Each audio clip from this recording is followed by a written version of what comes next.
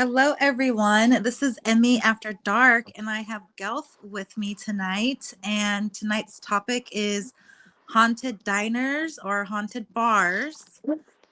So this should be really interesting. I'm actually really interested to hear your stories, Gelf.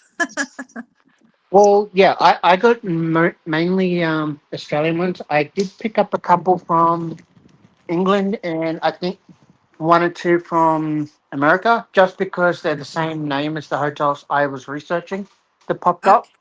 which I kind of find is bizarre. The fact that there's like two hotels of the same name that both are haunted. Ooh, I love it. Mm. Yeah, why don't you go first? I'm really intrigued about your country's ghost stories, honestly. Okay, so um, with some of them, like later on, I can actually travel to one of them in particular. Ooh. The one of the ones in Queensland. And remember how I told you and Kenny the other day that there was a haunted, what they called the Devil's Pools, where there were people disappearing, and um, there was also photos of like something appearing in photos with normal people. Oh, Surprisingly wow. enough, that is actually near one of the hotels that we are going to talk about. Love So it.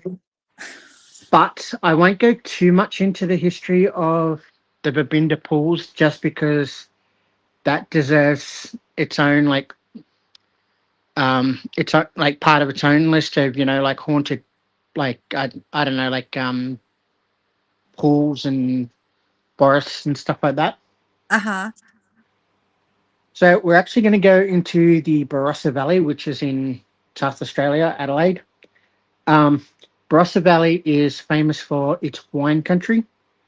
It's the same as New South Wales Hunter Valley. It's one place I have not actually yet been to, sadly. Um, so the first hotel on the list of Australian haunted hotels, I figured I would start with the eighth most haunted hotel in the world, according to MSN. Ooh, love it. Mm. Um, Travel considered the most haunted hotel in South Australia, alleged to be haunted by Sir Sidney Kidman, a little girl named Sarah, several prostitutes, doctors, and a one legged man.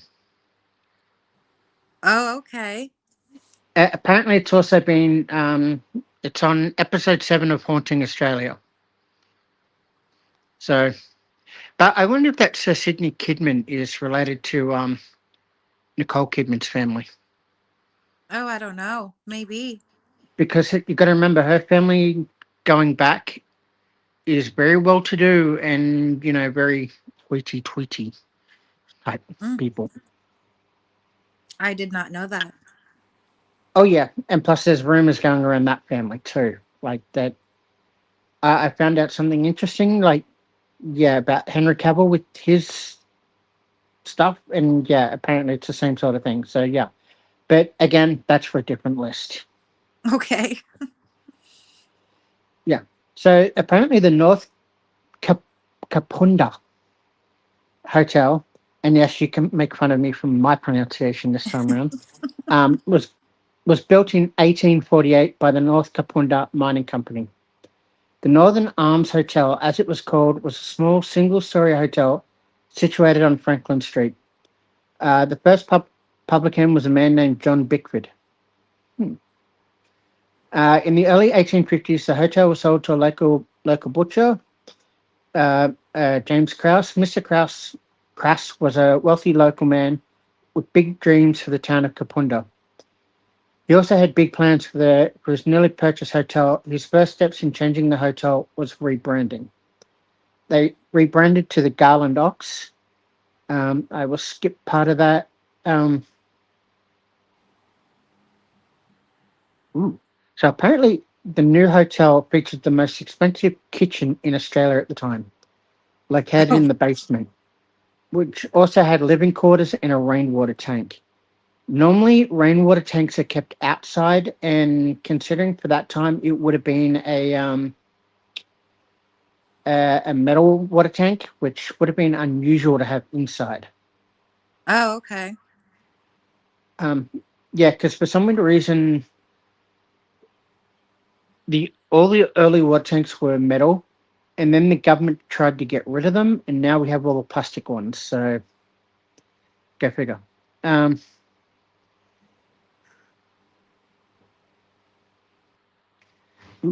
so the hotel does have its fair share of infamy. Mr. Crash sold the hotel in the 1880s, um, with members of his staff were caught selling alcohol outside of hours, prostitution, and gambling in his establishment, which obviously wasn't allowed under that time. Um, the next person that owned it lost his license for a year for doing similar things. But later on, the downstairs and rear accommodation did actually serve as a brothel. Considering brothels were illegal in Australia up until only recently, I wonder how the hell they got away with that one. That is absolutely amazing. Um, the hotel has seen numerous deaths in its 165 plus years of service, including scissor grinder Martin Jensen, who choked to death on the ground floor parlor, Henry Binney Hawke, a very well respected man in Kapunda who died in the billiard room of the hotel after suffering a heart attack, Joseph Caddy, a local music teacher and politician who died of natural causes in an upstairs bedroom. In 1912, Mr. Henry Fairclough, publican of the hotel for 14 years, became very ill, and by November that year, he'd been confined to his bed as his condition worsened. Um, he ended up dying upstairs in the bedroom that he shared with his wife. Um, Apparently, one of the later publicans from 1913 until 1919. So I assume that was because of the war. And then again in 1925, he died of a heart attack in the hotel, also in the upstairs room he shared with his wife. Makes me wonder if it was the same bedroom. Other deaths reported include that of the servants and at least two young prostitutes, a traveling salesman, and at least three young children. Oh, wow. Um, yeah. The hotel has numerous ghost stories, too many to cover here. So here are the few personal experiences from investigating the hotel from 2009 until now. Um, there is actually a photo with like a ghostly image over top of it. Um, I will jump onto YouTube and put the link up afterwards so people can, scroll down and have a look. Um, the guy saying he's had many ghostly experiences in the hotel after hours tours and on private investigations, but the most memorable happened one night after a tour. After guests were leaving, Karen and I were doing our after tour order to lock up the hotel and make sure no one had been locked inside. As I went to close the tour room door, I turned and saw a young girl I would estimate to be about 7 years old standing in the hallway looking at me. She didn't appear ghostly. She looked like a real little girl, except her clothing was very old, much like a pinafore, similar in style to the clothing actress Shirley Temple would have worn in the beginning of her movie career. My first instinct was that someone's child from downstairs had somehow gotten upstairs. The girl suddenly turned and ran towards room number one, a room we have now dubbed the nursery room. I quickly followed, knowing she was trapped, and as I just looked from the outside, the only other exit to the room she was running towards, I made my way down the hallway into the nursery room, the dressing room, and back into the drawing room, finding no one in there at all. I checked all the windows, locked from the inside. I checked under the beds, nothing. The ghostly young girl did not glow, she was not misty, nor did she have any other attributes we associate with spirits or ghosts. She looked as real as my wife, who was waiting for me at the top of the stairs in case the girl came back that way. It was an unusual encounter, but not the last time we would encounter this little girl.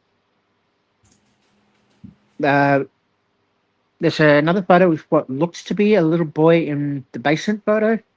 It actually kind of does look like there's something there, but I don't know. I will leave that to the other people to say yes or no once they have looked. The nursery room proved to have other spirits. One spirit manifested and was witnessed by a young man who, during the evening, had thought it would be funny to jump out and scare the other tour guests. Little did he know the spirits were about to do the same to him. Oh, I love stories like that. As he came into the nursery room, the back way through the drawing room, he stepped through the threshold of the nursery room door and witnessed a partial manifesting spirit of a woman standing behind the door. This young man had been skeptical all night, but this one incident changed his whole perspective. It is also in this room a man was groped by a ghost on the backside, which happened to another gentleman in the hallway to hell. One of the flirtatious prostitute spirits, perhaps? I mean, if you've got a building with with a hallway to hell in it, I really want to go there. Uh, I don't think I would. I don't know. To me, it just sounds interesting. The commercial room on the first floor also proved to have several spirits, although these are the ones that are passive and at least seem to be a residual haunting and not an intelligent haunting. Hmm. That's an interesting topic we'll have to get into.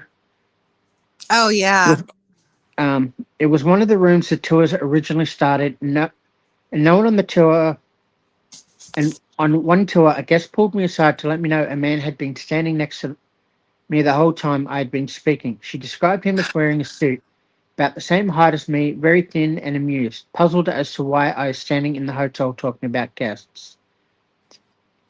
It was in the same room on another night a young woman witnessed the spirit of a man standing in the far corner facing the wall, looking rather morose and staring at the old tapestry that had been hung on the wall for over a century. Another spirit was that of a man who had been witnessed standing in front of a window looking out into the main street below, transfixed by what he was looking at. In his right hand, he was continually opening and closing a pocket watch chained to his inner pocket. On the tour, a young lady who went into the commercial room and witnessed this apparition, but it wasn't until she entered the front bar and saw the mirror of Sir Sidney Kidman it dawned on her who she'd actually just seen. Oh wow. Yeah. So it's just saying here, for the rest of it, during the filming of Haunting Australia, they set up REM pods, EM pumps, and all the other stuff.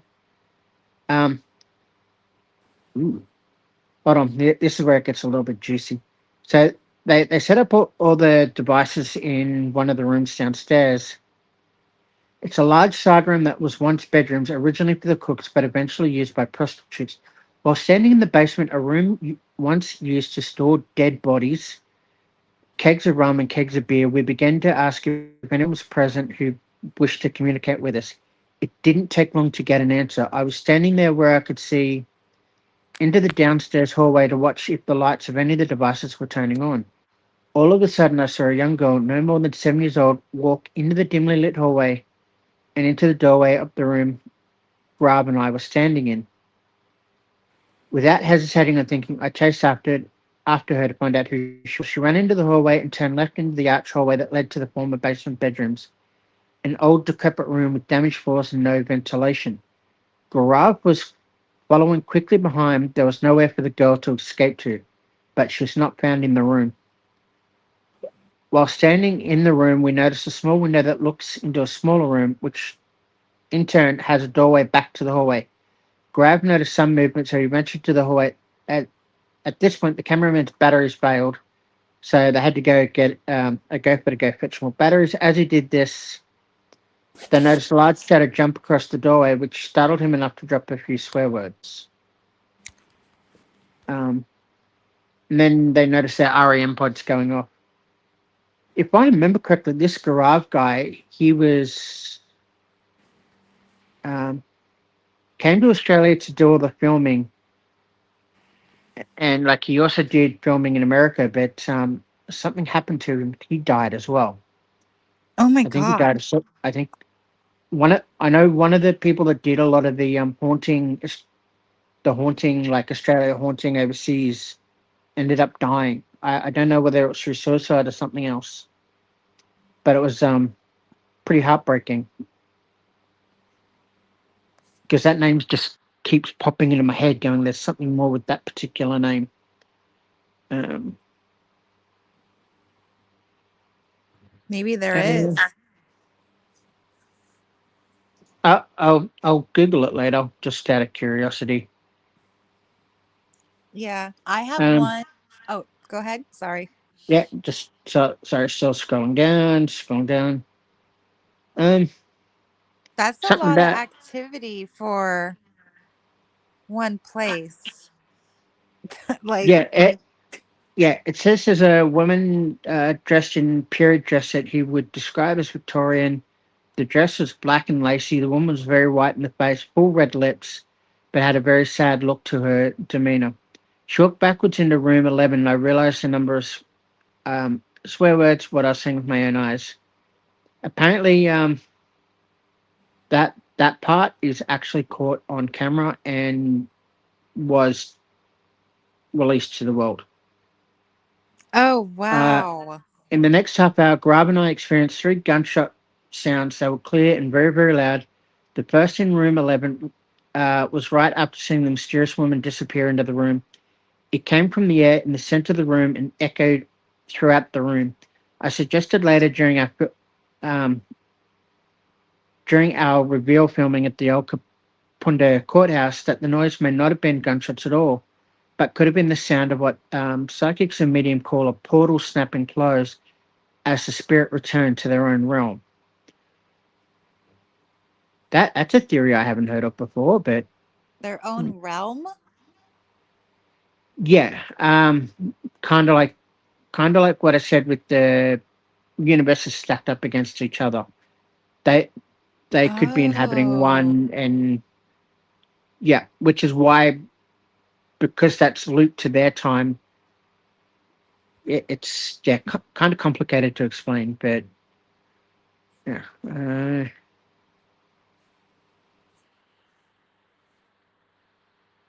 wow. I mean, that's a concept.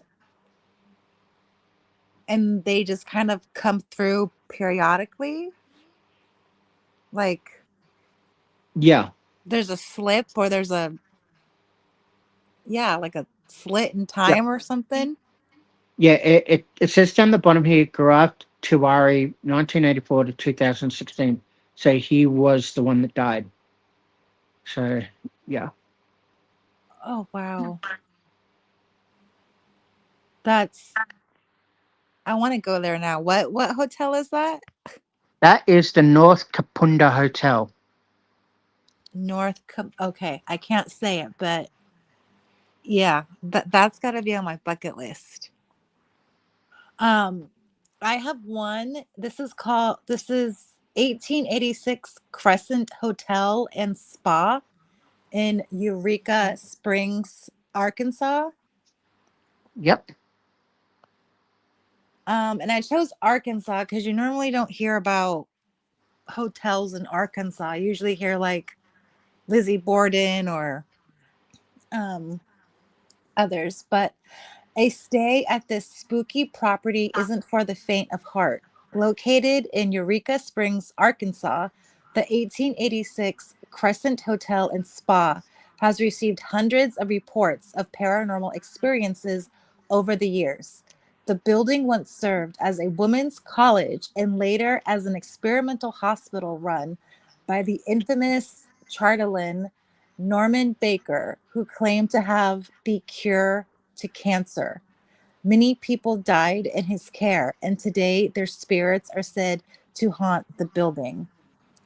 Luckily for ghost hunting guests, the property fully embraces its status as one of America's most haunted hotels.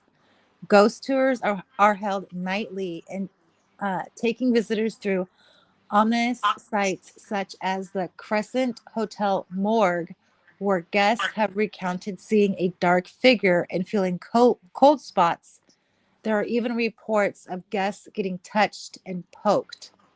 Several ghost hunters can also check out the hotel's historic archives on the fourth floor before bedding down in Michael's room, room 218, which is said to be the most haunted room in the hotel.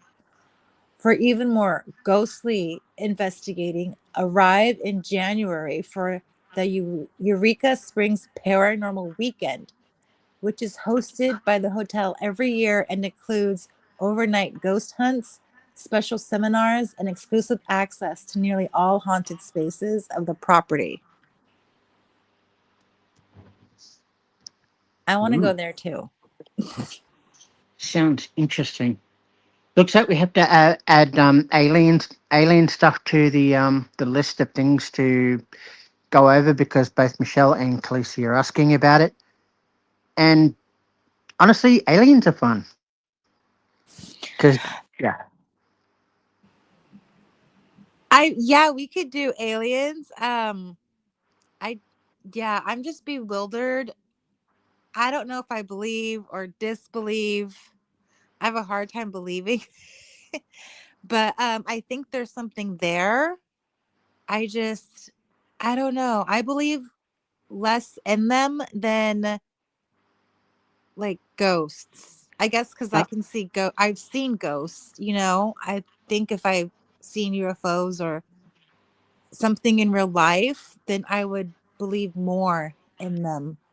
You know? Is that crazy? well, I know aliens exist. I mean, I see their body parts at the sex store all the time.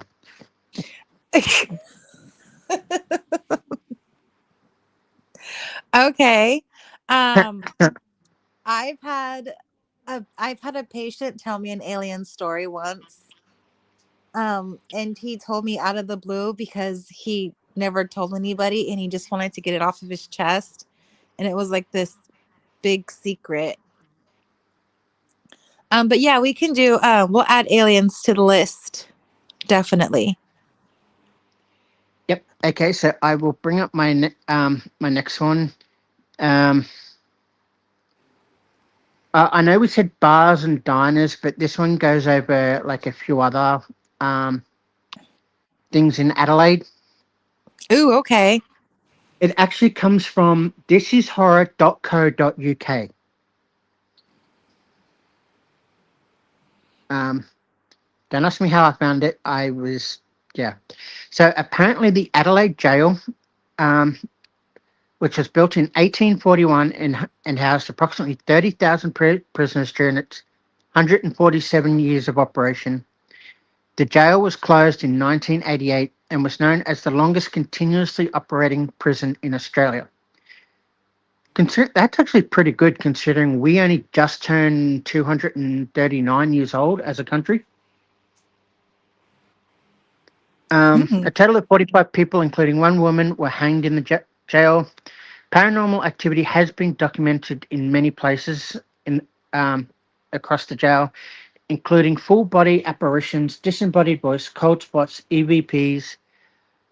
Witnesses have reported being touched, scratched, and seeing apparitions of guards and hearing an eight-ball game and numerous other paranormal events within the jail. That kind of reminds me, I need to go to the Boggo Road jail and do the tour there. Um, Ooh, that would be interesting. yeah, I'm not sure if the same people that do the haunted Brisbane Cemetery do Boggo Road, but if they do, it'd be easier to do it through them.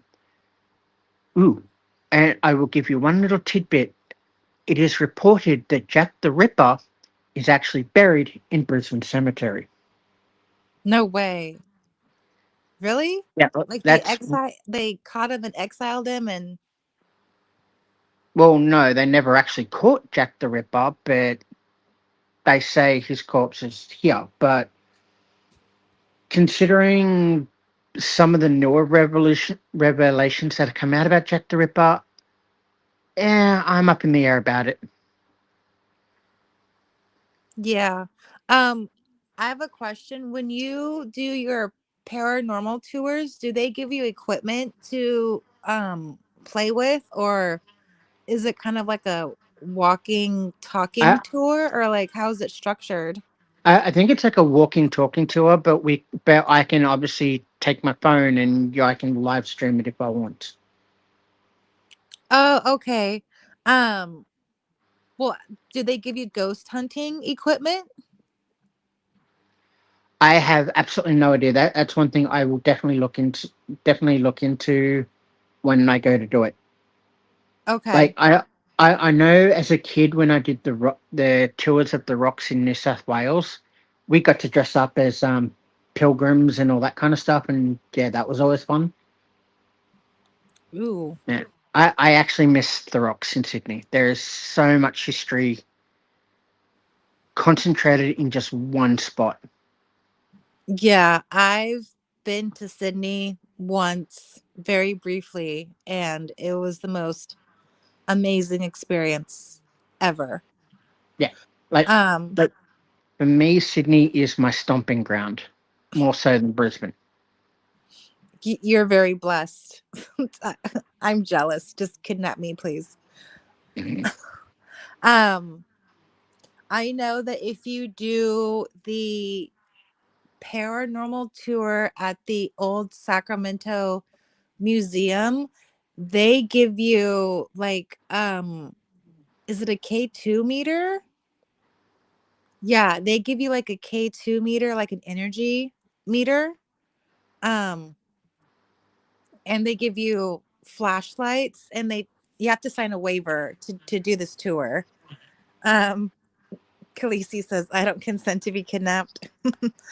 um, but they make you sign a waiver because they warn you that you could bring something home with you, like it could follow you home. So you Ooh. have to sign a waiver, and then they give you like a K2 meter. Um, and then they give you a flashlight, and then they're like, if you just like unscrew it a little bit, they can like touch it and it'll go off. And they suggested a ghost app as well. Um, I think it's called Ghost Hunting app or something like that, and it's supposed to like bring up words or something from the other side. Um, so yeah, I'm interested if you do the tours, like what stuff they give you, and if you have to sign like a waiver, or like what they tell you. And yeah. I okay. I will definitely look into that because I know my friend he wants to do it as well because he's interested in that kind of thing as well. So that will be fun. Yeah. And the good thing is I've got plenty of spare battery packs to keep my phone charged, so that's always handy. Oh, that'll be so fun if you do that live. Mm. So Uh, shall we continue? Shall we continue with the list? yeah. We've got Adelaide Arcade. Um, there are, I think there's an arcade in Sydney, and you've got the Queen Street Mall arcade as well, um, which are all built around the same time. But I haven't seen anything for Sydney or Queen Street Mall yet. Built in 1885, the Adelaide Arcade was Australia's first retail centre to have electric lighting. The caretaker, Francis Clooney, lost his life when he was crushed by the flywheel of a power generator and is now said to haunt the arcade, as well as the ghost of Madame Kennedy and his son, Sidney Byron Kennedy, is thought the mother killed the son as an act of revenge on her cheating husband. She later died from a drug and alcohol overdose. Sadly, it doesn't say if she did that in the mall or anything, which is kind of weird because then how would she be haunting the mall? The arcade is also said to be haunted by Florence Horton, who was shot dead by her husband at the Rundle end of the arcade, and he was later hung in the Adelaide jail. Oh my god. Mm. This is gruesome.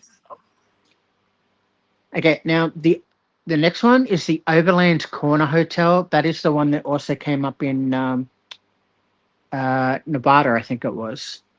So the Overland Corner Hotel, situated on the bend of the Murray River between Renmark and Barmera. is an isolated pub that has seen two of Australia's most iconic bushrangers drink at its bar. You've had both Ned Kelly and Captain Moonlight. Um, both frequented the pub. I would have thought Ned Kelly would have been more at the other one, but anyway. Um, Many active spirits have been reported haunting the pub for the past 160 years. Some are thought to be the Brand brothers, who were the original owners and builders of the hotel, who lived, laughed, and played and died within its iconic walls. The other spirits reputedly include that of a local Aboriginal god and even Queen Adelaide herself. Ooh. That's interesting. I could kind of understand the Aboriginal girl and the owners, but Queen Adelaide? Yeah, that's unique. Well, the fact that um, the, the pub is unique enough to have like two of the biggest bushrangers on the planet bloody go there, that's fairly unique as well. I still can't forgive filmmakers for making Mick Jagger freaking Ned Kelly. One of the most atrocious pieces of freaking filmmaking on the planet. The Steamtown Heritage Rail Centre in Petersburg.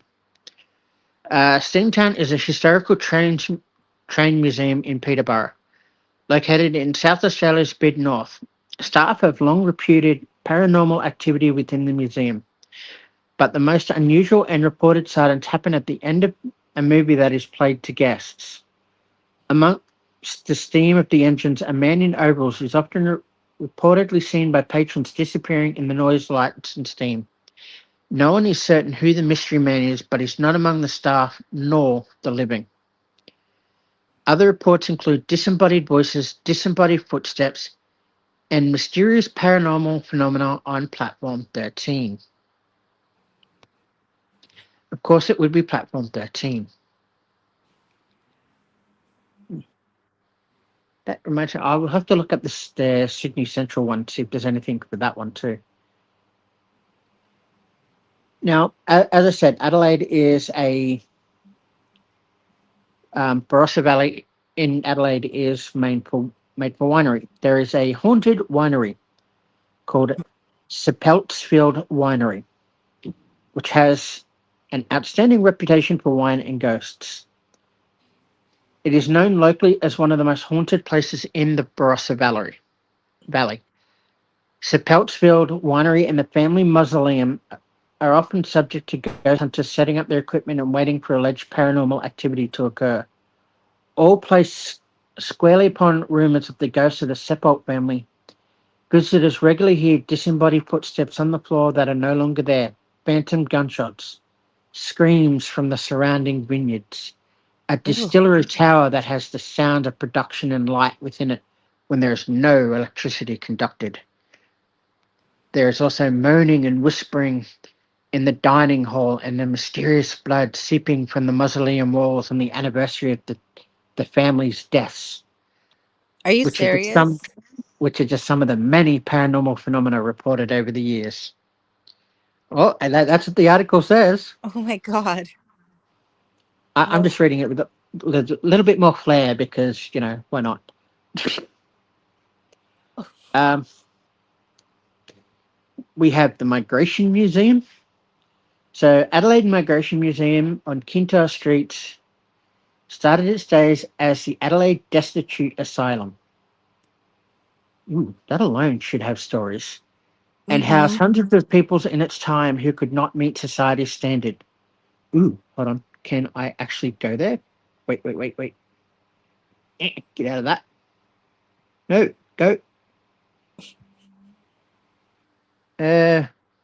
There's actually a book about that called The Women of the Destitute Asylum from 1852 to 1918.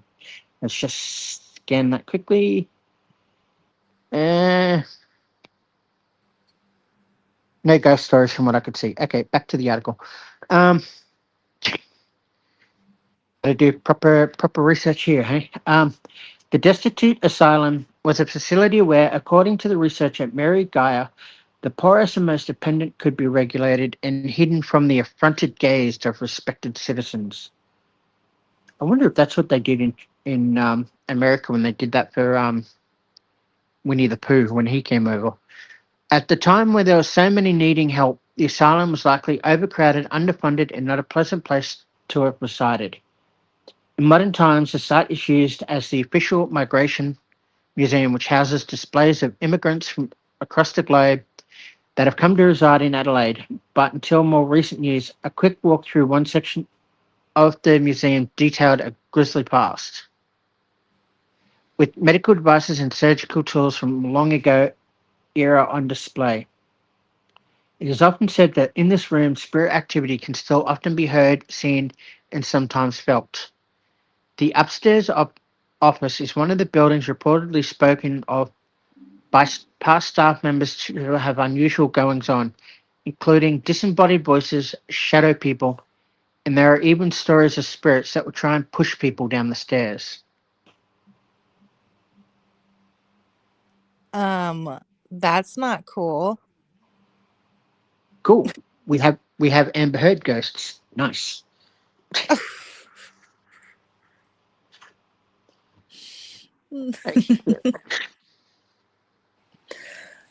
Oh, she's gonna Yep. haunt you.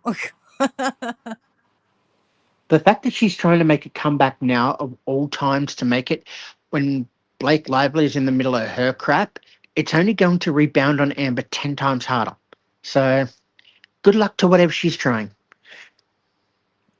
Yeah, that is very true. I Mm. think it's gonna I think it's just going to conjoin with the hoopla with Blake Lively and escalate things even more. I think it's gonna be bad PR for Blake Mhm. Lively too.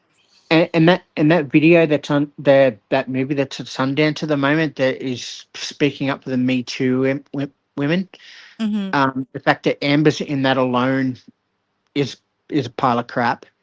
But the Australian woman, Brittany Higgins, ooh, the Australian public are very angry about that one.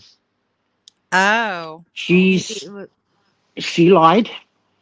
She got paid several $1 million by the government to basically shut the hell up, go away, and then was found. And then she was later found guilty of defamation. And mysteriously, all those millions that she was given have disappeared. oh wow. And now, all of a sudden, because she's declared bankrupt, she's now suddenly appearing in America when one of the rules of bankruptcy here in Australia is you lose your license to travel. Oh. So a lot of people are very, very angry about that right now. Oh. Yeah. That's crazy. Oh, yeah. I have a story. I have a go. Oh, where's this? Maybe I can go to this one. Okay, so I have a ghost story. It's from Seattle Pioneer Square Merchant S Cafe and Saloon. Um, this story is titled "The Picture." I am the owner of Merchants Cafe and Saloon. My story starts a week after getting the business. The building owner gave me a picture of a girl that worked upstairs in the brothel. I figured that since I was remodeling to the glory days, she would be perfect for the logo and watermarked menus. As I was as I was just cleaning any empty space, I set the picture on the floor and leaned it against the wall. I sat on the floor in front of it and took a picture. The picture I took had a big flash in it, so I turned it off and retook the picture. The reflection of the flash was gone, but many things came into the picture that was not there. Instead of a black background, she is standing in front of a vanity with items on it.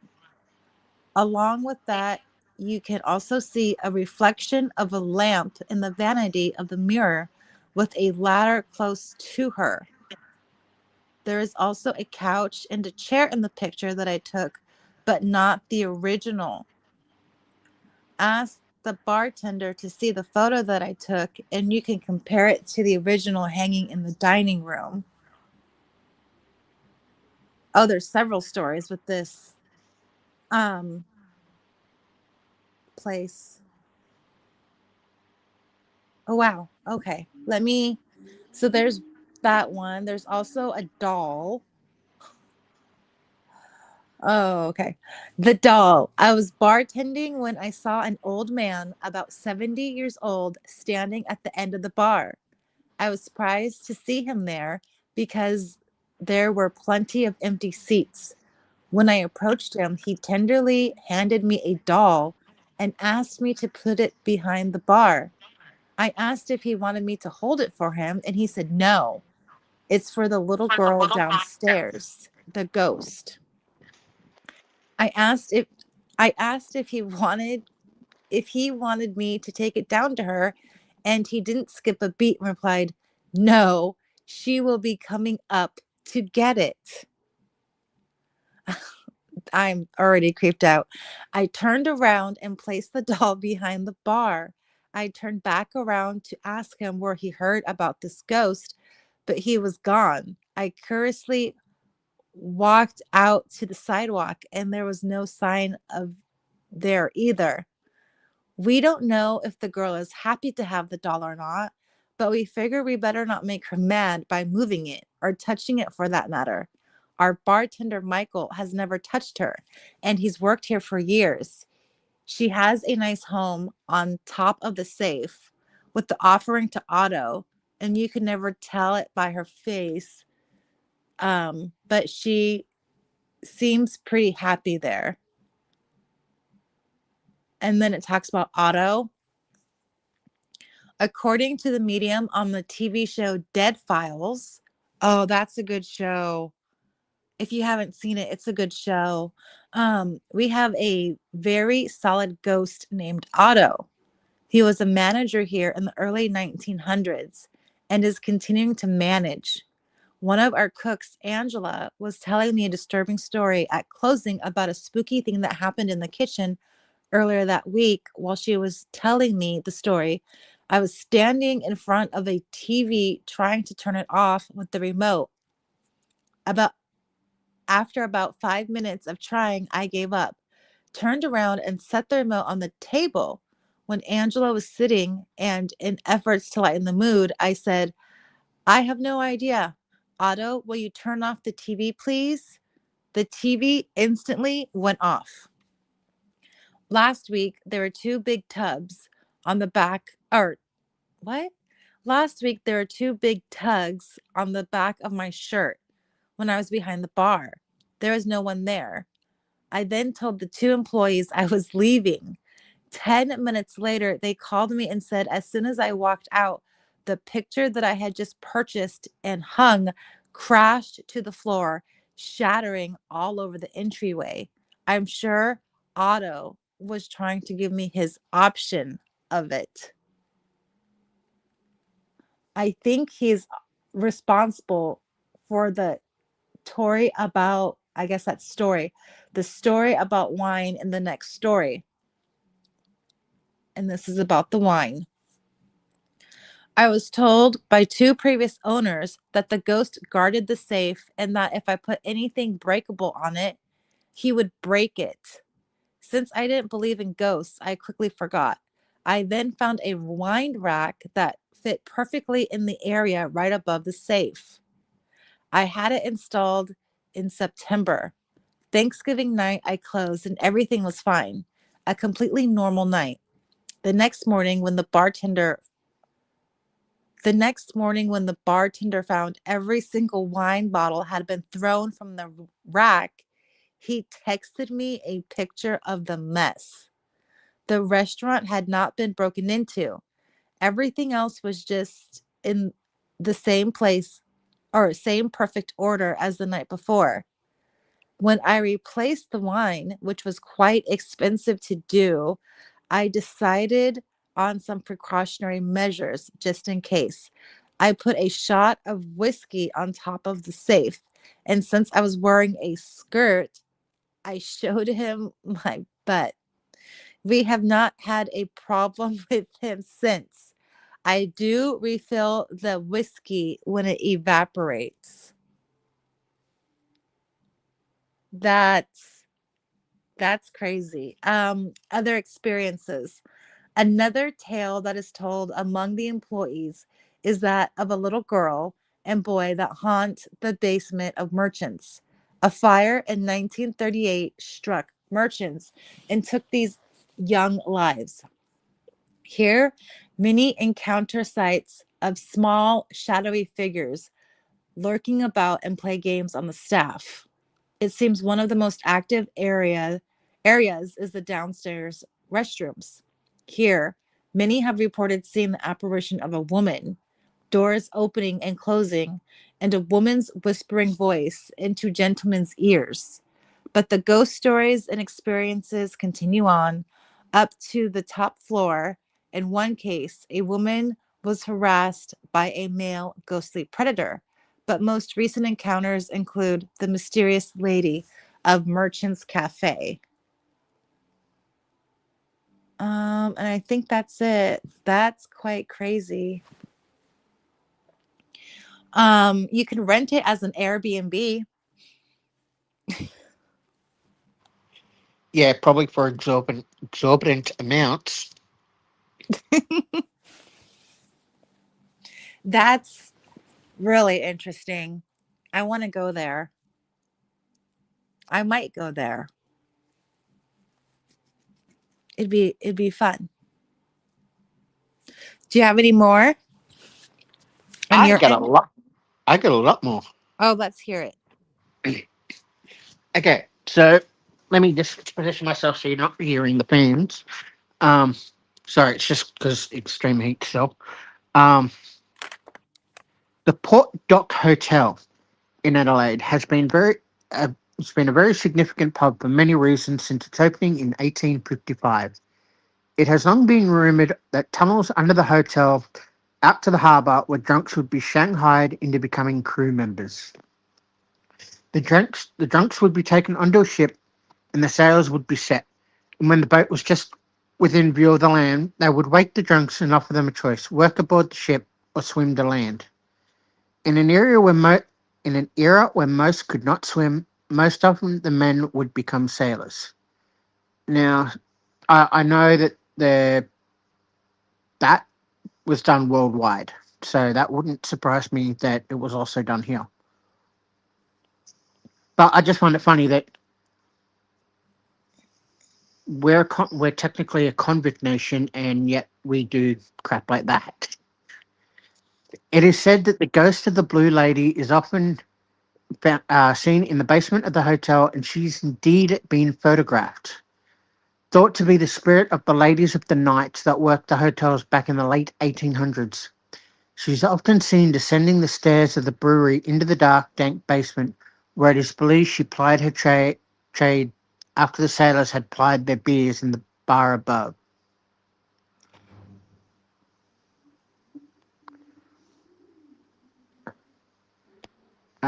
The next one is the Waterfall Gully Restaurant. Among the paranormal phenomena reported at the restaurant from former staff of mysteriously moving items and of whistling coming from an unknown source.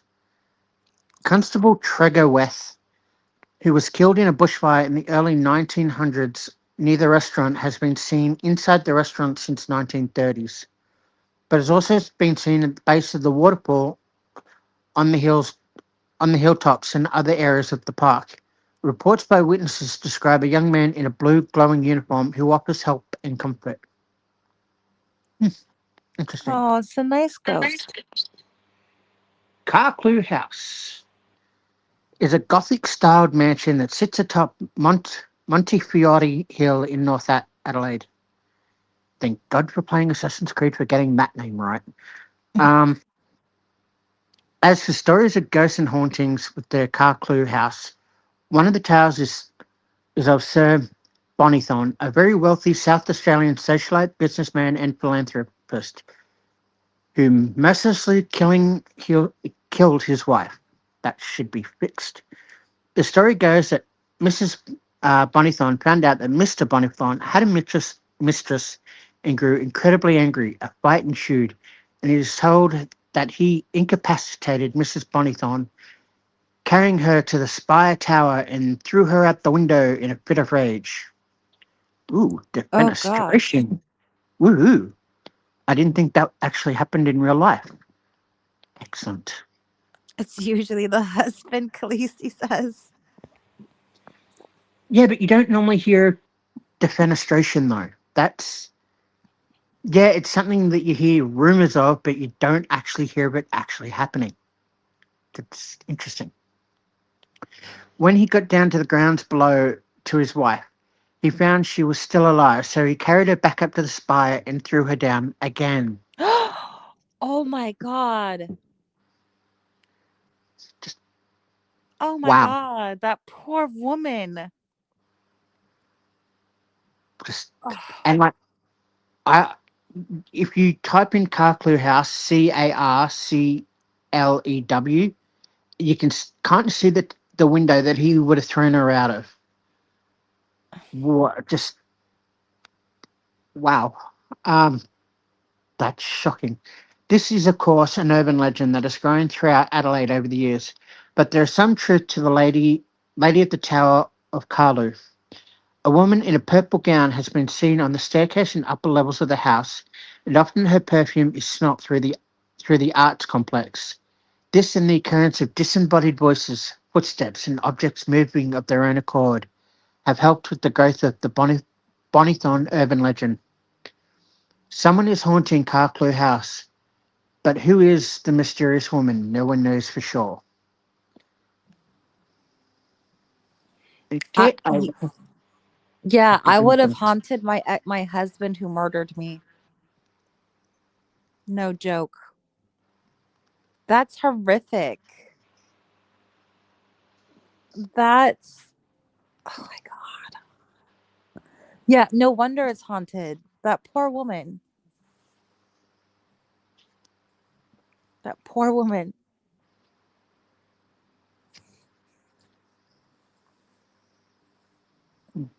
Okay, do you want me to share one of mine?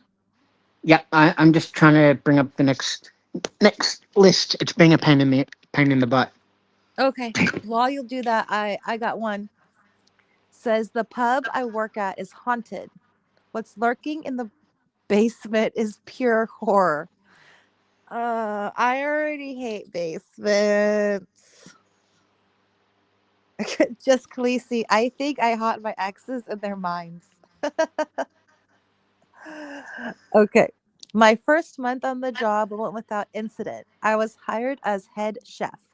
Seeing how Ray, the previous chef, quit unexpectedly, the pub, which was originally built in the late 1700s, then rebuilt in 1823, is located in downtown Ancaster, a quiet village in southern Ontario. The pub seats roughly 60 people and boasts live music 4 nights a week, and it's a cozy room, and the food is fantastic, if I do say so myself. Sometime last week, as I was delivering a tray of steaming hot glasses to the bar, I saw my first ghost. It was a Sunday, I remember.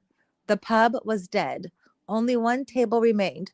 The patrons were finishing their drinks and discussing how they would split the bill.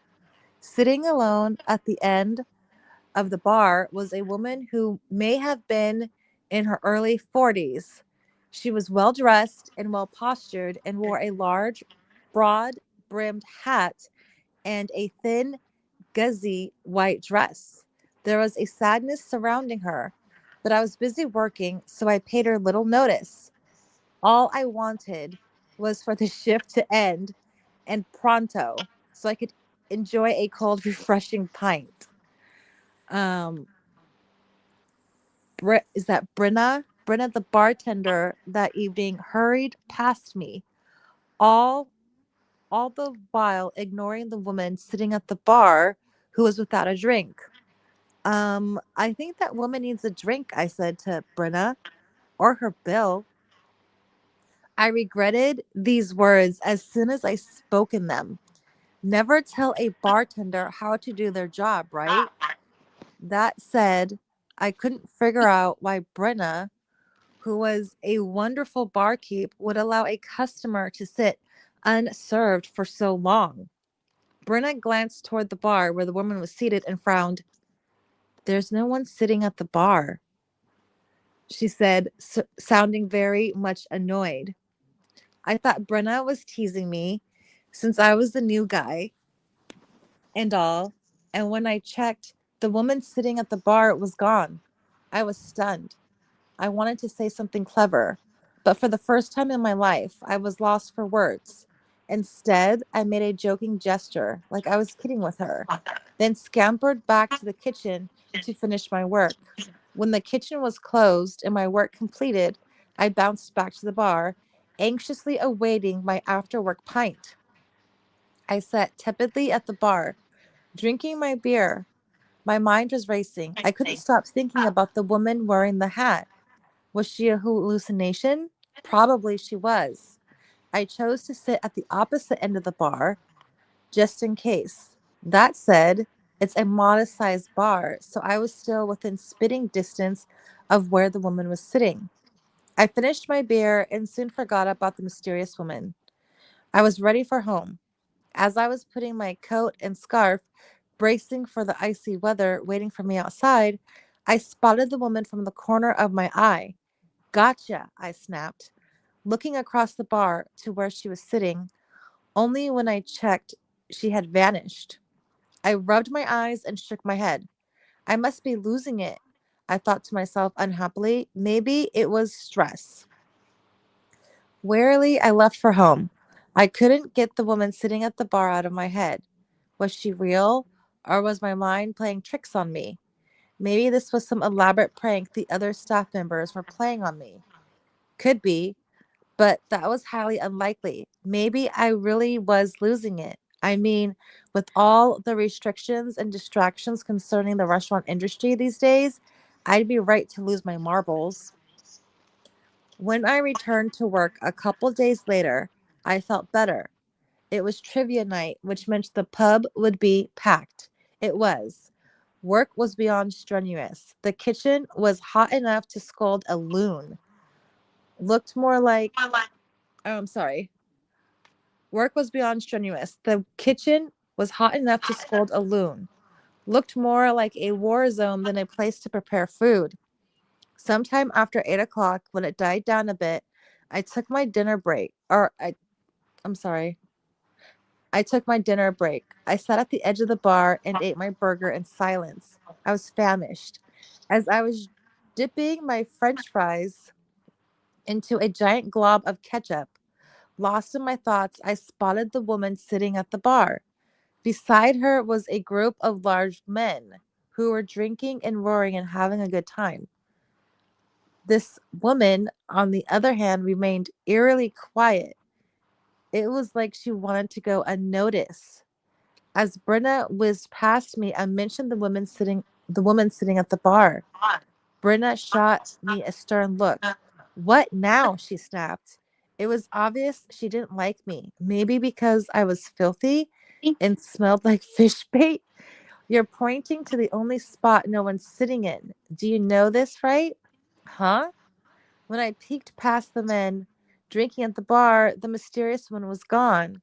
I gasped. Brenna, on the other hand, muttered some choice words under her breath, then sauntered off to serve some drinks. I I was too frightened to even so much as glance across the bar to where up until a moment ago the woman wearing the hat was seated. But if she wasn't really sitting there, then how come her bar stool remained vacant? This was peculiar because the pub was jam packed. Every table and chair filled except hers. It was as if some unknown force was preventing people from sitting there. This made zero sense. I was coming unhinged. Nothing made sense to me at the moment. I was heading back to the kitchen. I felt a pair of eyes following me. I knew who it was. It was the woman sitting at the bar. When I glanced over my shoulder, sure enough, she was back sitting at the bar. When I took a step toward her, however, she disappeared again. Poof! Just like that, she was gone. I resisted the urge to scream. Instead, I scooted back to the kitchen where I belonged. As impassively as possible, I asked Dave, the line cook who's working with me that night, about the haunted history of the pub. I heard rumors of such, but chalked them up to folklore. Dave ignored me. Instead, he put 5 pounds of chicken wings into the deep fryer, then pulled out a tray of nachos from the oven. I asked him again. Dave remained silent for an uncomfortable length of time. Eventually, he looked up from the plate of nachos he was dressing and scrutinized me. Are you serious? He asked. Or are you being a jerk? This wasn't a response I was expecting. When I mentioned the woman sitting at the bar, his eyes lit up. You've seen her? He asked. He was unable to contain his excitement. Wow, that's cool. I've only heard of her. We went back to work. Dave pulled the wings from the deep fryer, shook off the grease, applied the appropriate sauces, then plated them. I rang the doorbell, and the server quickly came to retrieve them. The subject of the woman sitting at the bar didn't come up again until sometime after work. Sitting at the table closest to the bar, I bought Dave an after-work pint, to which he guzzled down with glee. Afterward, I ordered us another round. I wanted to loosen his lips. She was sitting right there. I pointed to the stool at the end of the bar, next to the warmly decorated fireplace with rose-colored stockings hanging from the mantel. Dave peeked over my shoulder. He smiled nervously. He leaned in close to me and whispered, Have you ever been to the basement? I shook my head. The basement is where we store kegs and random cleaning supplies, but mostly it's where junk goes to die. The next round of drinks arrived. We cheersed. Dave took a generous gulp, wiped his mouth on the sleeve of his Metallica shirt, then looked me dead in the eyes. The pub is definitely haunted, he said, just above a whisper. It's been for as long as anyone can remember. Personally, I haven't seen any ghosts, but Ray told me some stories, creepy stories, which include this lady you're describing. Ray hated this place, especially the basement, probably why he quit. Dave paused to drink. Do you know the history of this pub? This town, in fact? I didn't. The town of Ancaster is old. Well, old for this part of the world. Across the street is where they kept the gallows. That's where they hanged war criminals, traitors, and your run of the mill uh, ruffians.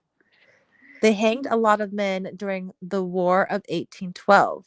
They were ruthless about it. Did you know that the bloodiest sentence ever handed down to this day happened here? They executed 15 men, all of whom were charged for treason. It gets better. These same prisoners resided right here in this very building, waiting for those nasty nooses to snap their necks like twigs. The most dangerous men were detained in the basement, where they were tortured and tormented, and God knows what else. I've been down there. It's creepy as hell. The floor is gray dirt. The walls are dark and dingy. Plus, it smells nasty and old, and I hate it down there. Dave's words filled me with dread. More beer was required. I realized, so I ordered us another round. We sat in silence, waiting for the beer to arrive. I was trying to wrap my mind around what Dave just told me. I honestly knew nothing of the town's twisted past. It was around this time that I spotted the woman sitting at the end of the bar. Only now she was facing me, my stomach filled with butterflies. Fear was creeping into my body like an unwanted guest. The beer arrived. We drank. Then Dave continued where he left off, and I did my best to ignore the apparition staring at me. There must be a record somewhere that shows the total number of prisoners executed here, Dave said. in between sips of beer. Whatever it is, I'm sure it's a hell of a lot. Maybe that's why this place is haunted. I pondered all of this for a moment. Up until a few days ago, the idea of ghosts being real seemed ludicrous. I made fun of people for believing such hogwash. Now look at me. I'm discussing the ghosts of dead prisoners while being surveyed by a woman sitting at the bar that apparently only I can see. I stole another glance over my shoulder. The woman was indeed watching me. Dave looked at me curiously. She's back, isn't she? He asked. I nodded. It took all of my energy not to completely freak out. This was all new to me. Dave turned to face the empty bar stool where the ghost woman was sitting and stared for an incredible length of time. He was squinting. Damn it, I see nothing, he said, but I do feel something strange coming over me. Probably my imagination. Dave finished his last swallow of ale. Then he started gathering his things. His face was pale. His eyes seemed far away. He thanked me for the beer, said goodbye to Brenna, then left. He quit the next day. By now, I had a decent beer buzz, which under normal circumstances would have been great, but not on this particular evening. I was downright spooked. I could still feel the ghost woman scrutinizing me with her your dead eyes, which added to my misery. I needed to split and fast before I lost my mind altogether. I began organizing my belongings, doing my best to ignore the ashen lady staring at me from her seat at the bar. As I was about to leave the pub, Brenna came rushing over. Tony, can you please go down to the basement and bring me a keg of Coors Light? She seemed flustered. She'd been waiting on two large tables who seemed hell bent on partying all night. Suddenly, I found myself trembling like an earthquake. My hands were cold and clammy, my legs as sturdy as a unicycle. The last thing I wanted to do was venture down to the basement. Not after what Dave just told me, but I did it anyway. What choice did I have? The stairwell leading down to the basement was close fitting. I'm tall, so I had to crouch to avoid knocking my head clean off. I descended slowly and cautiously down the wobbly wooden stairs. Trying my best to be brave, it wasn't working. I was scared, shirtless. The basement was poorly lit. The air was thick and gross. I could smell mold, plus something else I can't describe. If haunted had an odor, this would be it. A discarded Budweiser sign lay in twisted ruins at the bottom of the stairs. Stacks of cardboard boxes lined the stone brick walls, which were the color of dead fish. As I reached the bottom step, I tripped over a dead rat, causing me to whack my head on the edge of the ceiling. It hurt like hell. I kicked the rat carcass across the room and rubbed my aching head.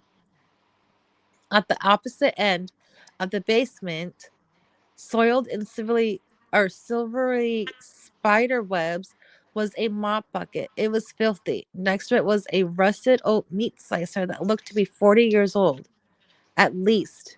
Straight ahead, leaning haphazardly against the wall, were the kegs. I found the keg labeled Coors Light. I bent down and carefully picked it up, trying not to whack my head on the low ceiling again. As I was standing at the base of the stairs, ready to return to the main floor, I felt a cool breeze brush against my face. Then the basement lights started flickering on and off in sudden flashes. I heard sobbing. The sound was close. Someone was down here with me. My anxiety level was skyrocketing. Then came a strange, garbling noise, which scared me stupid. I dropped the keg on my big toe, crushing it.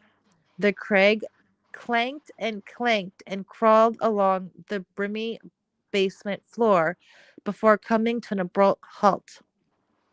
After dropping the inflammatory F bomb, I scanned the vicinity, searching for whoever was down here with me.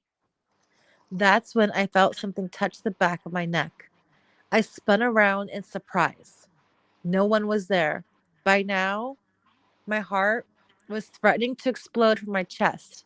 And even though the temperature in the basement was frigid, I was sweating buckets. Fear had stolen over me. The walls were closing in. I was becoming claustrophobic. I was scared out of my mind. I took a deep breath and held it for 6 seconds, trying to regain some composure, then let out a nervous laugh and started ascending the stairs. That's when I heard a voice cry out for help. This put a jump to my step. I was halfway up the stairs before I realized I'd forgotten the keg. I scampered down the stairs, trying to ignore the terror growing inside me, and fetch the damn keg. That's when I heard the voice again. This time, I stopped to have a listen. I knew this was a bad idea, but I did it anyway. I couldn't help myself. Someone was sobbing. The sound was coming from behind the stairwell. I turned my attention to the spandrel behind the stairwell and saw some extraordinary sight. I gazed, mouth ajar, petrified. What I saw has forever altered my perception of reality. I'm still trying to come to grips with it. Maybe that's why, maybe that's what's compelling me to share the story, make it official, so to speak. As I crept toward the stairwell, I noticed a group of gaunt looking men huddled together, hiding in the cubbyhole behind the stairs. They were chained to the wall, clad in wrenched rags, which matched their filthy, malnourished faces. I knew they weren't real because they were shimmering like a mirage in the desert, yet they were right in front of me. The sight of these men broke my heart. I don't care what these men did, this was simply inhumane. I squinted, hoping to get a better look at them. The men were neck to neck, grunting and groaning. One man was weeping profusely, his head buried in the bloodied, soiled hands. Then I heard bullwhips cracking, followed by a chorus of screams. I let out a pathetic whimper, and when I did, the men dissolved into thin air.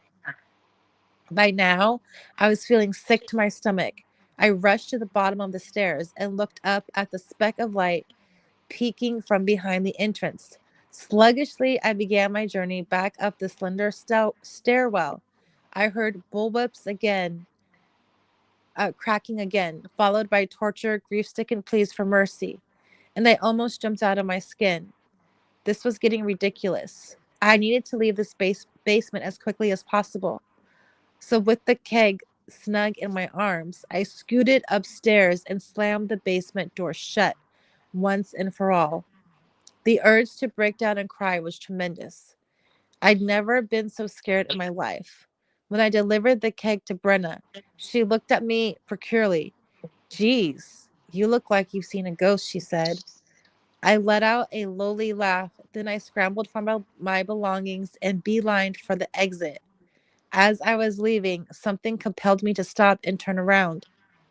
It was now past closing time. The pub was silent. The chairs sat on top of tables, ready for their nightly slumber.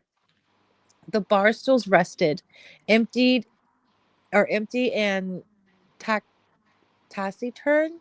I don't know how to say that word. All except one. The woman sitting at the bar reappeared. She was looking straight at me, the corners of her lips raised in what could have been a smile. For a moment, I simply regarded her, her auburn hair spilled from her eloquent straw hat, her eyes like black pearls. I waved goodbye to her as I left and collapsed onto the bed the moment I got home. I slept like the dead. The following morning, I sent this email to Rachel, the owner of the Coach and Lantern.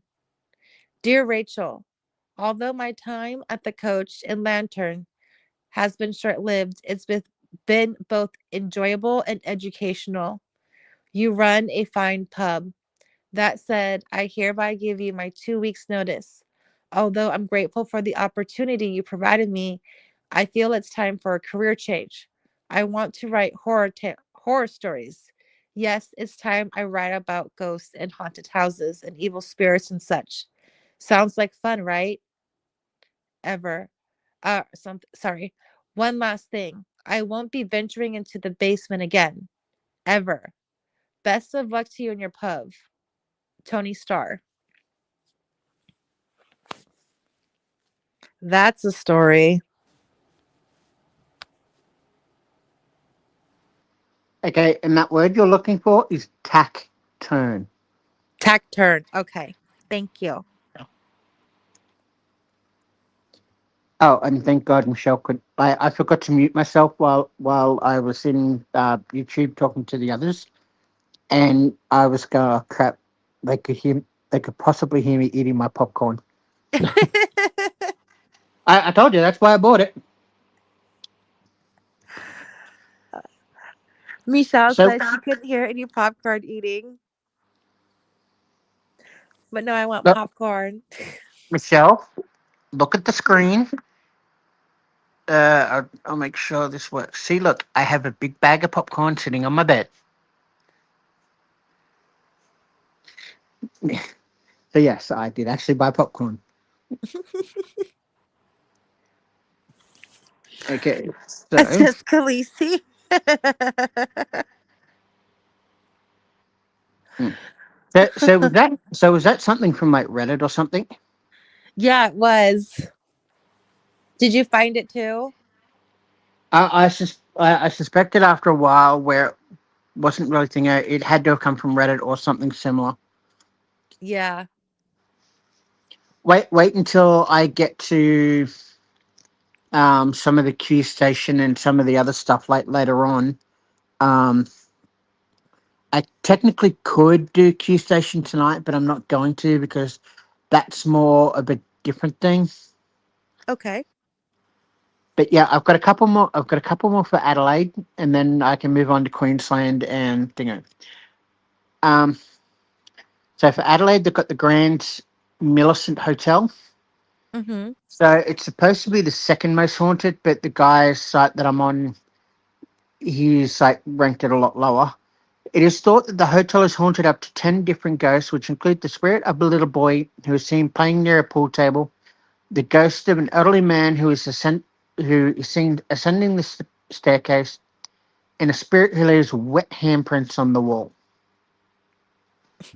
Um, the Copper Coast Hostel, who's investigated this hotel on several occasions, both public and privately, and have encountered several strange phenomena within the walls.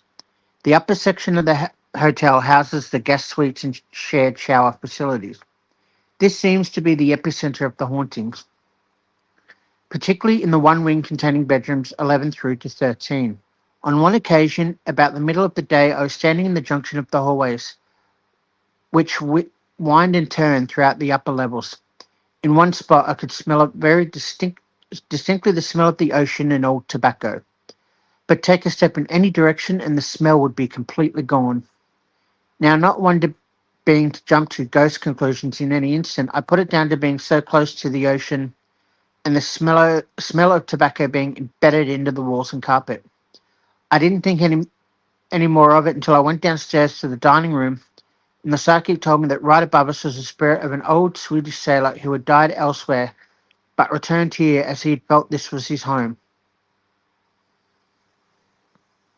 The Golden Fleece Hotel at Gawler. Gawler is actually famous for a few things. Um, the Golden Fleece in particular was a petrol brand here for quite a long time. A lot of the stuff, if you can still get it, is worth a small fortune. But Gawler is home to cricket and very famously our own Ginger Megs, who I would put akin to Dennis the Menace maybe, but not so much mischief. Um, the Gawler's oldest hotel, the Golden Fleece Hotel, is the first opened to stores on April 1st, 1840. The hotel is famous for its haunting, with one exceptional ghost being taken by photographer Scott Pearson in the mid 1990s. The hotel is reputed to be haunted by a little boy who is sometimes seen sitting on the front bar. Other ghosts include old gentleman and a teenage girl. The rear of the hotel was once the town's morgue until a proper morgue was built by the by local funeral firm Taylor and Fergie's. Okay, now I got to look up this, this hotel. Um, uh, Michelle and that's still with us. I think so. Yeah. I think Michelle's still here. Yeah, she is. I think she still is. Khaleesi says that she's gonna haunt someone who has OCD, and Huh. she's gonna be moving the toothbrush, but like 45 degrees every single time. Okay, so now we're going to jump to Queensland. In fact, we're going to far north Queensland, up near Innisfail. Okay, so this hotel is the one that, as I said, was near the Binder Pools, which, as I said, is another topic for drownings, deaths, and mysterious photos. Okay, so the historic 1888 Garradonga Hotel near Innisfail is famously haunted by a friendly ghost called Athol or Athel Johnson, a long-term boarder who passed away in one of the rooms. Guests and staff reported sightings of him walking through hallways, passing through walls, and experiencing sensations like being pushed. Um, Apparently, there have been reports of sightings of white lights and other harmless phenomena happening. Okay, that is all for that one. Oh, Now, Michelle's in the chat. this one, this next one, um, I can actually go to and take photos of when next time I'm in the city. It is the Breakfast Creek Hotel. I think if you go back to when Brisbane was flooded, there are photos of the hotel kind of getting flooded out. Um, the breakfast, and I have actually been to the Breakfast Hotel, like, but I only stayed downstairs. I didn't go upstairs. The Breakfast Creek Hotel is in Brisbane. It's reportedly haunted by the original owner and builder William McNaughton Galloway, who died in 1895 after falling from a second-story window. Staff and patrons frequently report seeing his ghost in the hotel's older sections, particularly in the cellar and upstairs area.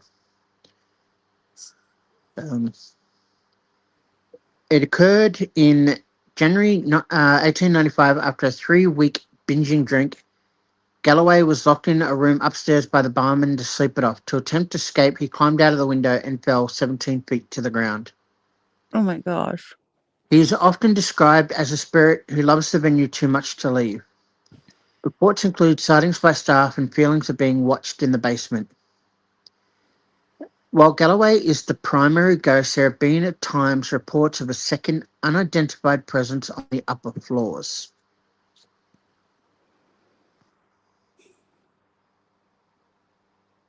That is something.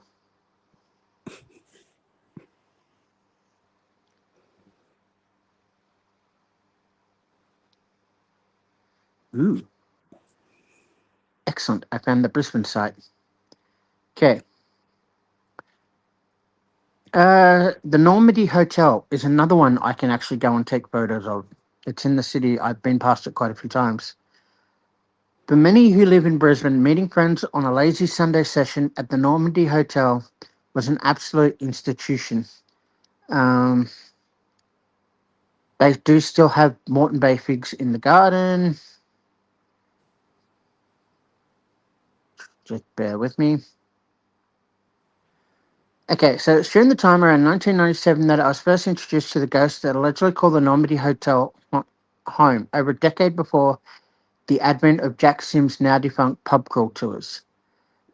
Jack Sims is a book writer and he hosts a lot of the ghost tours throughout Brisbane. Stories were told of a male figure that inhabited a room just off to the side of the main bar on Musgrove Road, now a brightly lit arena complete with pool tables and TV screens. Accounts were passed back and forward between the hotel staff and a handful of regulars that frequented the quiet venue.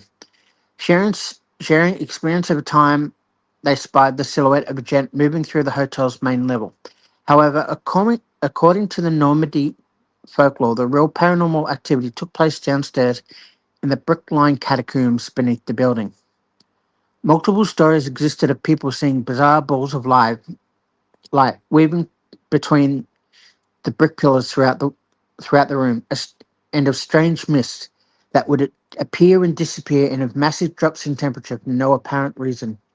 So rampant were the rumors that I participated in a documentary about the paranormal that was shot in part in the downstairs room of the Normandy Hotel in 1998. Unfortunately, however, the hotel was closed shortly after due to safety concerns about its structural integrity after part of the beer garden was resumed to widen the road. Um, and apparently the downstairs area has now been transformed into a dining restaurant called the Bovine Restaurant. So what do we know about the Normandy's hotel history that could have possibly given rise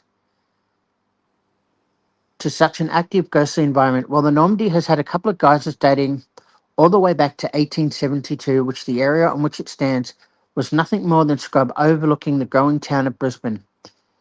Constructed by Matthew and Elizabeth Sophia Burton on the land they'd owned since 1865, the original Normandy Hotel was nothing more than a two-story shingle-roof wooden dwelling fronting Kelvin Grove Road. In its early years, given its isolation from the main hub of Brisbane, the main customers were the timber carters. There is no doubt, however, that the Burtons hoped that Brisbane's expansion towards current-day Paddington would expand the hotel's trade. Unfortunately for the Burtons' plans, however, fate intervened. On 29th of August in 1873, with the original Normandy Hotel, Matthew Burton passed away at the age of 46, leaving his wife to care for the hotel affairs. Elizabeth would do so on and off for a number of years, in between holding the license for the venue. Unfortunately, during this time, Elizabeth would lose another member of her family within the hotel confines, her 16-year-old daughter, Sarah, on the 30th of January, 1879. Over a year later, and shortly before the license of the hotel was transferred to Elizabeth's soon-to-be son-in-law, William Valentine, a third soul would be lost within the hotel. A 26-year-old omnibus driver. It says here the term for omnibus was used for a horse-drawn carriage which acted in similar fashion to a taxi or council bus in current-day Brisbane. On the 24th of April in 1880, George Pearson passed away unexpectedly in his room at the Normandy Hotel due to consumption, at which he'd been struggling from for some time. As you know, consumption is another word for tuberculosis that attacks the lungs and such an infectious disease. One can only imagine that during the night, given the advanced stages of George's disease, he coughed and coughed, bringing out wads of blood from his lung before finally succumbing to this ailment. A horrific and likely horrifying way to spend your last minutes on the mortal coil. Fortunately for the original Normandy Hotel, George's tragic death appears to be the last. By 1889, the licensed William Valentine was working on a new plan which would see the destruction of the wooden structure he'd inherited and the construction of the masonry hotel, which would exceed its predecessor in size and prestige. Let me just skip over that part.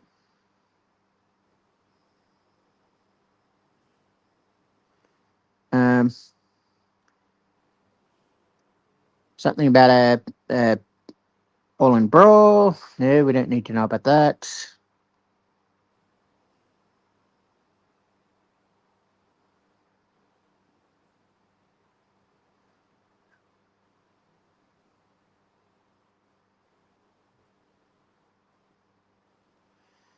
Uh,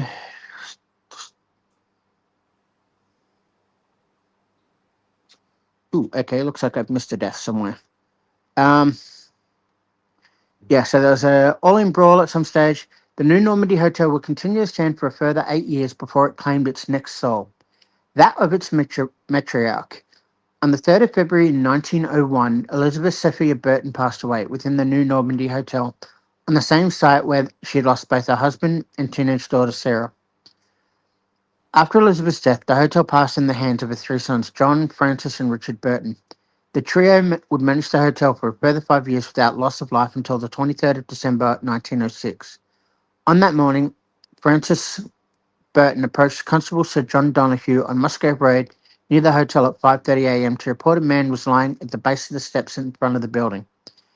As it would play out for the subsequent inquest, it was discovered that John Hall, the hapless victim, had been drinking at the hotel on the night of the 22nd of December and had taken a nasty fall down the hotel's back stairs while worse for wear for liquor. Frank Burton found the hapless Hall bathed and bleeding, bathed his bleeding head and put him to bed in the hotel to sleep off the alcohol in anticipation for the next morning, at which time he could be sent on his way. Unfortunately, it seemed that John Hall had other plans and attempted to leave the hotel via the front door a few hours later, tumbling down the steps out alongside Musgrave Road. An ambulance was called for, strangely after the police's attention had been raised to Hall's predicament and not before. And John was transported to his house in Hale Street, another bizarre decision.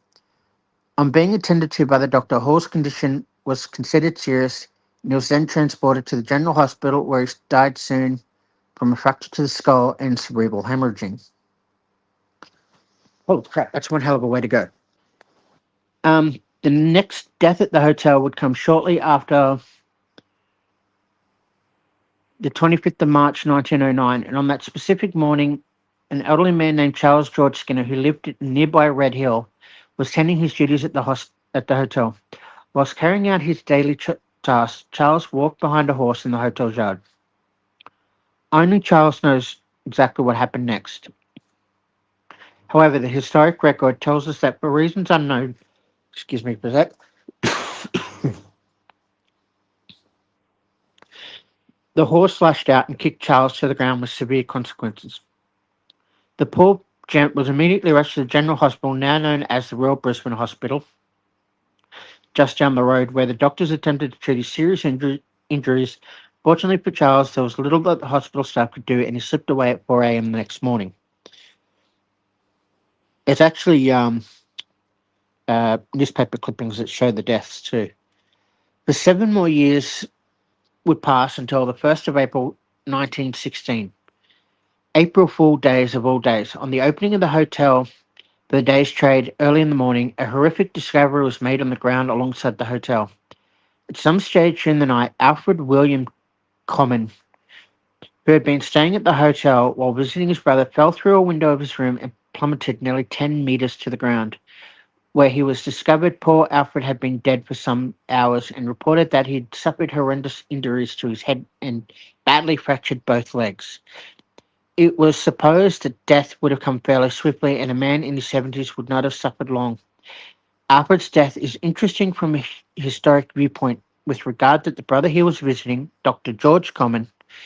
Dr. Common was a highly regarded surgeon who had worked in a number of hospitals stretching as far west as the Darling Downs and as far north as Ravenswood. He lived with his wife in a house at Red Hill, aptly named Woodstock, after the town in County Galway in Ireland from which their father originally hailed. Are you guys still there? Emmy? Emmy?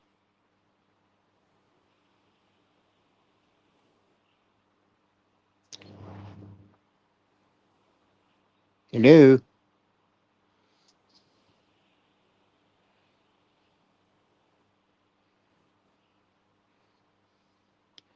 Probably not, Khaleesi.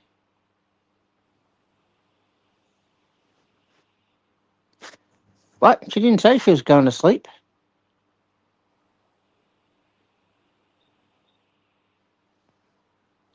Emmy?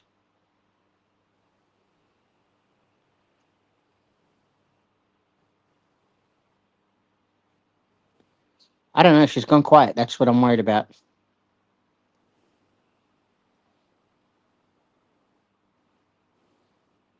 She could have fallen asleep.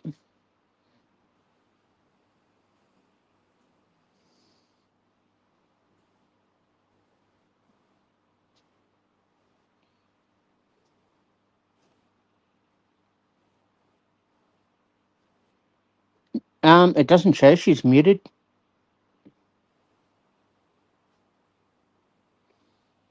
Right, Michelle, do you want me to keep reading if you're sticking around? If not, then I can back out. Okay. I'm actually finding this interesting. Um, Me sing? Hell no. Not unless you want your ears to bleed. And like you could end up like what's her face in Stranger Things, like with the blood coming out your nose.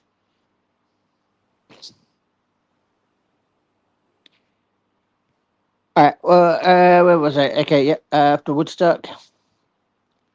Fortunately for us, 3 more decades would pass before the hotel would again see another death within the walls. At about midday on the 13th of February, 1947, 55-year-old Thomas Craney was enjoying a drink at the Normandy. Out of the blue, and complete shock at the hotel staff, Thomas keeled over in the bar and collapsed. An ambulance was called for immediately, and Thomas was taken from the building and loaded into the vehicle for transportation to the General Hospital just up the road, aka the what is now the Royal Women's Brisbane Hospital, the RBWH, which is surprisingly where I was born, or I crawled out of my mother, one way or the other. um, But Thomas would not survive the short journey, passing away before the hospital was reached, and thus prior to our self-imposed cutoff of 1950. Thomas's death will be the last we'll examine in conjunction with the Normandy Hotel. So, of the 9 deaths we've located at the Normandy up until 1950, could any one or combination of many given rise to the unexplained phenomena that has taken place over the venue? Interestingly enough, there's still one more story. Um, There was a lady who attended a birthday party at the hotel. In the crowded beer garden at the back of the venue, she happened to look up towards the building itself. Inspired, inspired a lady dressed in 1800 style attire appearing out over the crowd. Apparently, the mysterious woman didn't appear too pleased, and our witness not only had the impression that maybe the woman's unimpressed countenance was due to the number of people milling about in the hotel's lower area, but was also highly surprised to witness something of the sort while so many people were present. With that said, could this have possibly been the Normandy's matriarch Elizabeth Sophia Burton looking out over what her precious hotel had become in modern days? We can only speculate. And that is the list for Queensland so far. Um, I can move on to Tasmania, which is the Castle Hotel.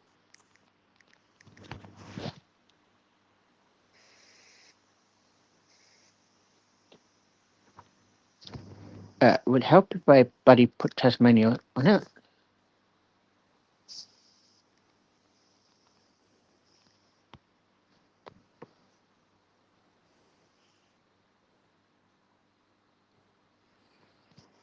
Okay, so the Castle Hotel is in Bothwell, Tasmania. Is a historic pub renowned for its reported resident ghosts. Um, so let's see if I can find that article I was looking at earlier.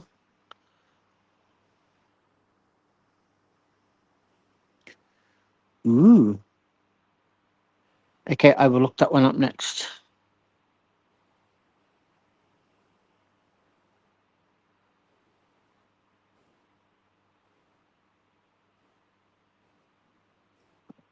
Okay, is that the article?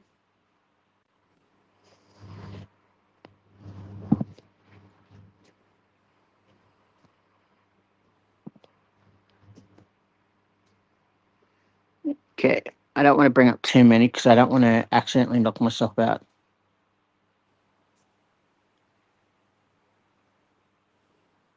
No, that's that one.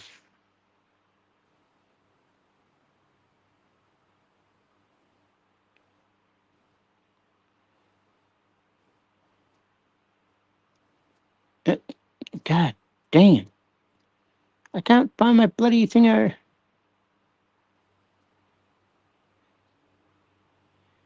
Um, Apparently, there's also one called the Willow Court Asylum. Tasmania's Willow Court is home to a treasure trove of sinister tales. Heritage buildings send chills down the spine. Unexplained events baffle the mind, and infamous characters strike fear into the imagination. The mystery, history, and intrigue. Okay, so apparently it's a military jail made out of convict brick and sandstone. Australia's oldest military barracks was still in use, and it was established in 1814 in Old Hobart Town. The site was chosen as it gave clear and strategic views to Sullivan's Cove and the Derwent River, and was built upon what Governor Macquarie called Barrack Hill. The barracks became the social hub of the settlement and included accommodation for both the soldiers and officers, with many outbuildings, including a hospital, a guardhouse, and the country's only 19th century military prison. Oh, wow. Oh, wow. Hey, you're alive. Woohoo. Sorry. Been in and out. Okay. So during 1898, this is the theatre that's there as well. It's in a place called Zeehan, which I was almost going to buy a house that had like a shop attached to it down there, which now is worth an absolute freaking fortune, and I'm so annoyed at myself. During the 1890s, the Gaiety Theatre stands quietly in the heart of Tasmania's wild west coast. Rich in the mining history, Zeehan was once the state's most important township. In the 19th and early 20th century, this was Silver City, with a vibrant population supporting over 20 hotels along its main street, and the town is steeped in what almost looks like decaying grandeur, which I will personally attest to because I've seen all the photos of that area, like when I was house hunting, and yeah, it looks really old but really, really beautiful. Um, okay, uh,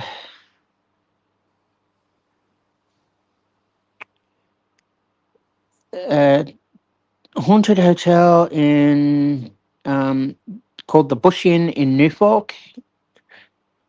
New Norfolk, a tiny town on the Derwent River in the southeast of Tasmania. You're setting yourself up for one of the most terrifying experiences. Australia's oldest continually licensed hotel will turn 200 this year. Uh, when was this article done? That was 2015, so it'd be 210. Okay. But there's one person in this 26-room hotel that never gets any older. The spooky hotel on Montague Street is said to house a ghost resembling a small girl in room 6. As well as a haunted room, there is a hidden tunnel underneath the pub that was used to transport the patients from the Derwent River to the Royal Derwent Hospital, originally the New Norfolk Insane Asylum, so they wouldn't be seen on the public streets. And by the look of it, Emmy, that's another one I'm going to have to add to the list of insane asylums for Australia. Okay.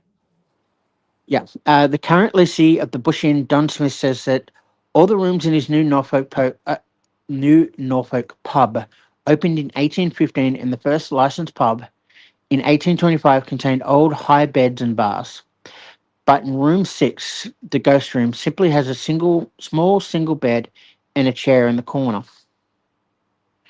It is believed that a little girl fell from the stairs at the Bush Inn nearly 200 years ago. The first night I stayed here, I was by myself. I didn't get much sleep that night. There are a lot of creaky noises, the floorboards making a noise, a lot of walking around, and there's no one else staying here. It was only me. Mr. Smith, who describes himself as someone who is not easily spooked, said that strange things happen regularly at the inn. I've seen someone walk past, and then I've looked and no one is there. At one night, the bell rang in the kitchen and no one was there. Someone must have rang it. But rather than putting people off, Mr. Smith said people travel to the Bush Inn, especially to experience room 6. Um, People have discovered ghost orbs in the room. Um, Did you say ghost dogs? Ghost orbs. Orbs. They, yeah, they found a lot of orbs in the in the walls, the different rooms up and downstairs. Um,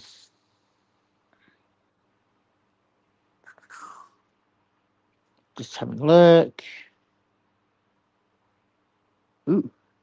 There are signs on the wall commemorating the first telephone call in the Commonwealth, which was made from the hotel in 1888, just 10 years after Alexander Bell, or Alexander Graham Bell, invented the telephone. The Ew. Bush Inn's phone number up until 1970 was simply 1.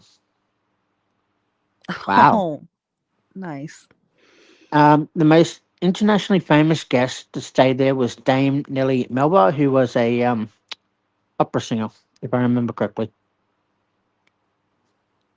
Mm. Okay, that's that one. Uh, uh, we have two good ones coming up. Okay. We have this is in New South Wales. I'm not going to touch Q Station in New South Wales, so I've only got two for New South Wales. We can do the Russell Hotel or the Hero of the Waterloo. Ew. Let's do the hero of the Waterloo. What do you think, Michelle? Ooh, she's dozing off. Hmm. Okay, so let's do the Hero of Waterloo. If I don't type this in correctly, um, yeah, it comes up like really, really weirdly.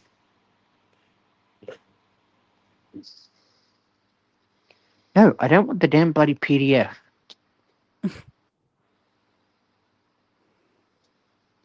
So this place apparently also is part of the Haunted Sydney tour through the rocks. Ew. That sounds interesting. Yeah. Um, so the Hero of Waterloo in the Rocks was built in 1843 to 1844. Reputedly one of Australia's most haunted pubs, famous for a secret cellar tunnel used in the 19th century for smuggling and involuntary Shanghaiing of sailors. Now, haven't we heard that one before today? The ghost of the former landlady, Annie Kirkman, who allegedly died in the cellar, is frequently reported, often seen with chairs moved around the fireplace or heard via phantom piano music. The most famous spirit is Annie, a former landlady who was reportedly met her violent end in the cellar. Her presence is felt through the rearranging of furniture in the upstairs function rooms, where chairs are often found facing the fireplace despite their rooms being emptied.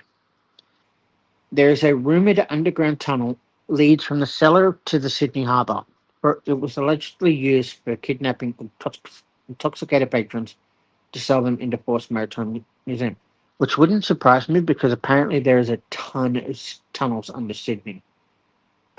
There are people that do go down them. They have a specific name. It sounds Um, like that's the theme of a lot of older towns. They have tunnels and mm. ways to kidnap people for sea service. Yeah, well, me and my brother, as younger kids, where we grew up, we used to run through like a lot of the tunnels and stuff like that when you weren't supposed to. It's Oh, probably really? probably a really stupid thing to do, like in hindsight, but it was a pretty quick way of getting around if you knew the tunnel system. Oh, that's interesting. Are they like large tunnels? Are they like small tunnels? Are they? Big enough for a young kid to run around in, and like we could even ride our bikes through them. Oh, Like these wow. would have been big stormwater drains. Mm. That's Uh, cool. yeah. So apparently, the sightings of the late publican Ivan Nelson, who managed the pub from 1988 to 2013, have been reported being seen on his anniversary of his death on the 24th of January. So they've also got cold spots, flickering lights, and sounds of activity in the empty cellar. Mm, I'll see if there's more to it. So it's But named after the Duke of Wellington. Blah blah blah. Um,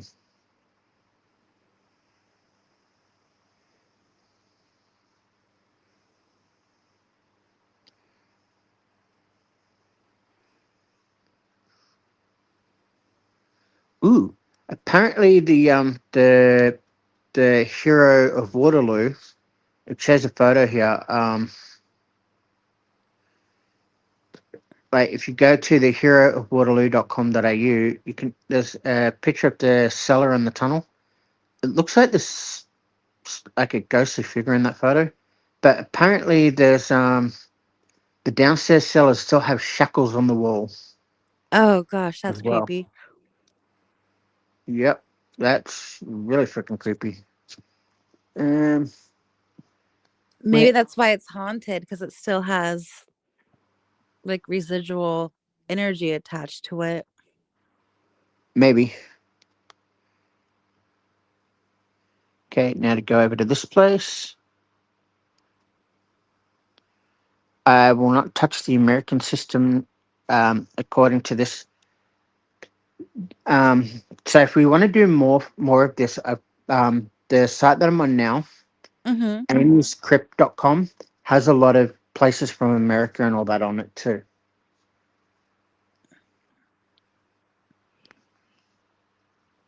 What was that site? amyscrypt.com. Oh, okay.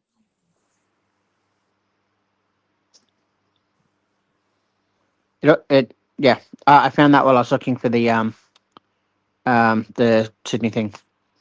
So apparently, the Russell Hotel was built in 1887, but the history of the site it was built upon dates back even further. The hotel's foundation were laid upon the ground once harboured the Convicts Hospital, built in 1788 as the first general hospital in Australia. This hospital was as much a place of healing as it was of death. Many were treated here, particularly during the outbreak of bubonic plague in Sydney. Ew. Hmm. In addition to running as a hotel, the building has also been utilised as a sort of hostel for sailors and rumoured to have been an unofficial brothel for some time. A darker side of the Russell Hotel's history reveals a number of murders, including that of a sailor who was murdered by a prostitute and that of a senior constable, Henry Morrow, killed in 1897 and found with mysterious wounds in the back of his head. The turbulent past is thought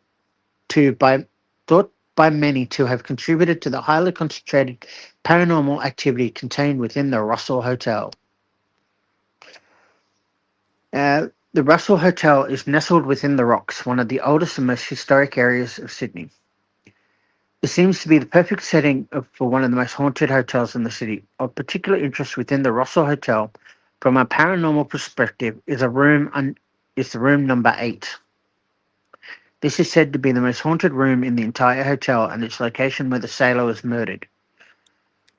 He was allegedly murdered within this room by a prostitute many years ago and has remained ever since. He is said to manifest and show himself to lone women sleeping within the room. Oh my Always, gosh, really? always, yep, always appearing at the foot of the bed and startling the sleeping women within. Although this is the most active room for ghostly phenomena within the hotel, there are said to be other areas that are haunted and more spirits residing within the hotel. Both rooms 20 and 24 are rumored to be haunted, with some guests reporting to have paranormal experience within them. Even the downstairs area of the hotel is said to be haunted, with people claiming to sight the apparition of a woman down there. She tends to wear white and is usually seen making her way through either the kitchen or the bar and the dining area. She is typically described as wearing period clothing that makes her appear as either a nurse or a maid.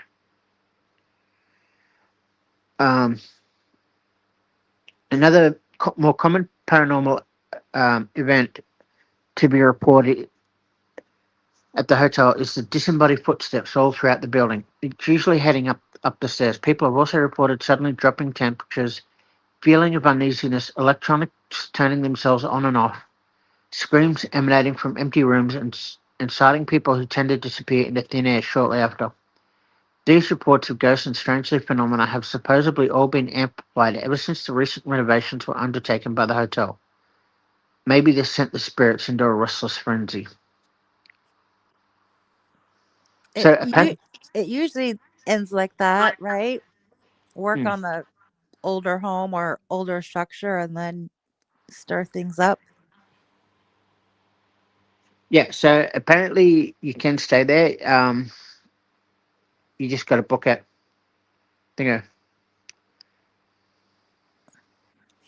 Yeah, we will check out that one later. I'm not doing the quarantine station just yet. Um, ooh, she's I got. got I got one from Alaska. Okay, so apparently this lady does Asia, Australia, New Zealand, Central America, Europe, North America, and South America. Oh wow. That's bonkers. I wonder how she gets her stories. I wonder if she travels. Yeah, That it's would be interesting. cool. Can you imagine that's your job? You just travel to haunted locations internationally and just report on I, them? I would do a lot of the ones in Australia, and just because there's so many, you could spend months here doing dingo, and like it takes a fair while to drive around Australia anyway. Like to get from Brisbane to Sydney alone is a 12, 13 hour drive. Oh wow. It's, yeah, long and boring. I've done it like 6 or 7 times, and yeah, I don't particularly wish to do it again. Like, yes, I do actually have my car license, but yeah, I don't particularly want to do it. Yeah, it sounds like a very long road trip. Yeah, like there are a few spots to stop down, like on the way, but like the Big Banana and stuff like that. But it's even that's becoming over commercialized and too expensive.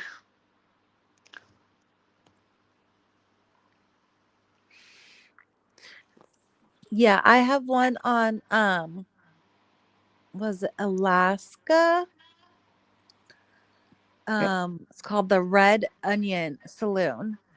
Once a Ooh. brothel, the Red Onion Saloon dates back to the 1890s when the Yukon was deep in the throes of the gold rush, according to Alaska's National Park Service.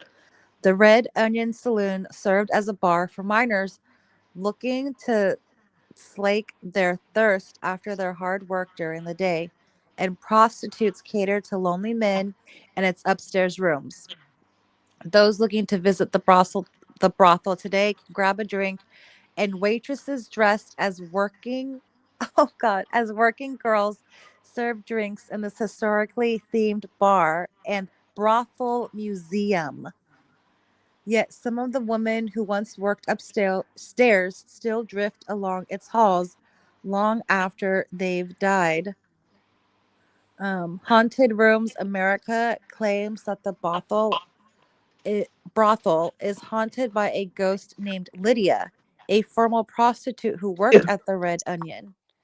Guests can smell Lydia's perfume and experience cold spots in the upstairs portion of the saloon.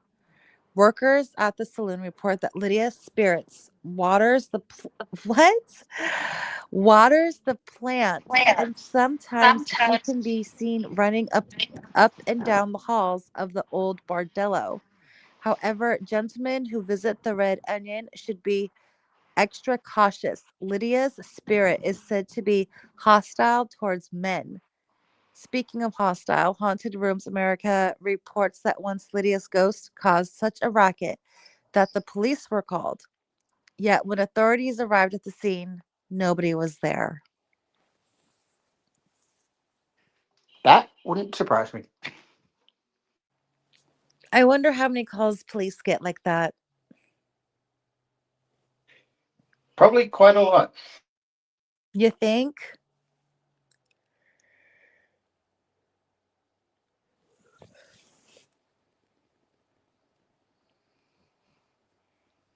Mm. Yeah, I reckon they probably get quite a lot. I've only got one more good one we can do for tonight, and then we can leave the rest for another night. All right, cool. I'm just going to get a drink. Yeah, what have I got? Like Pepsi.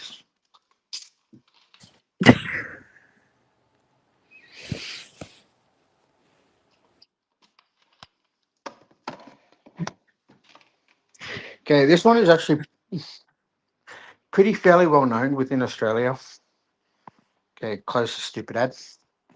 This one's from Melbourne.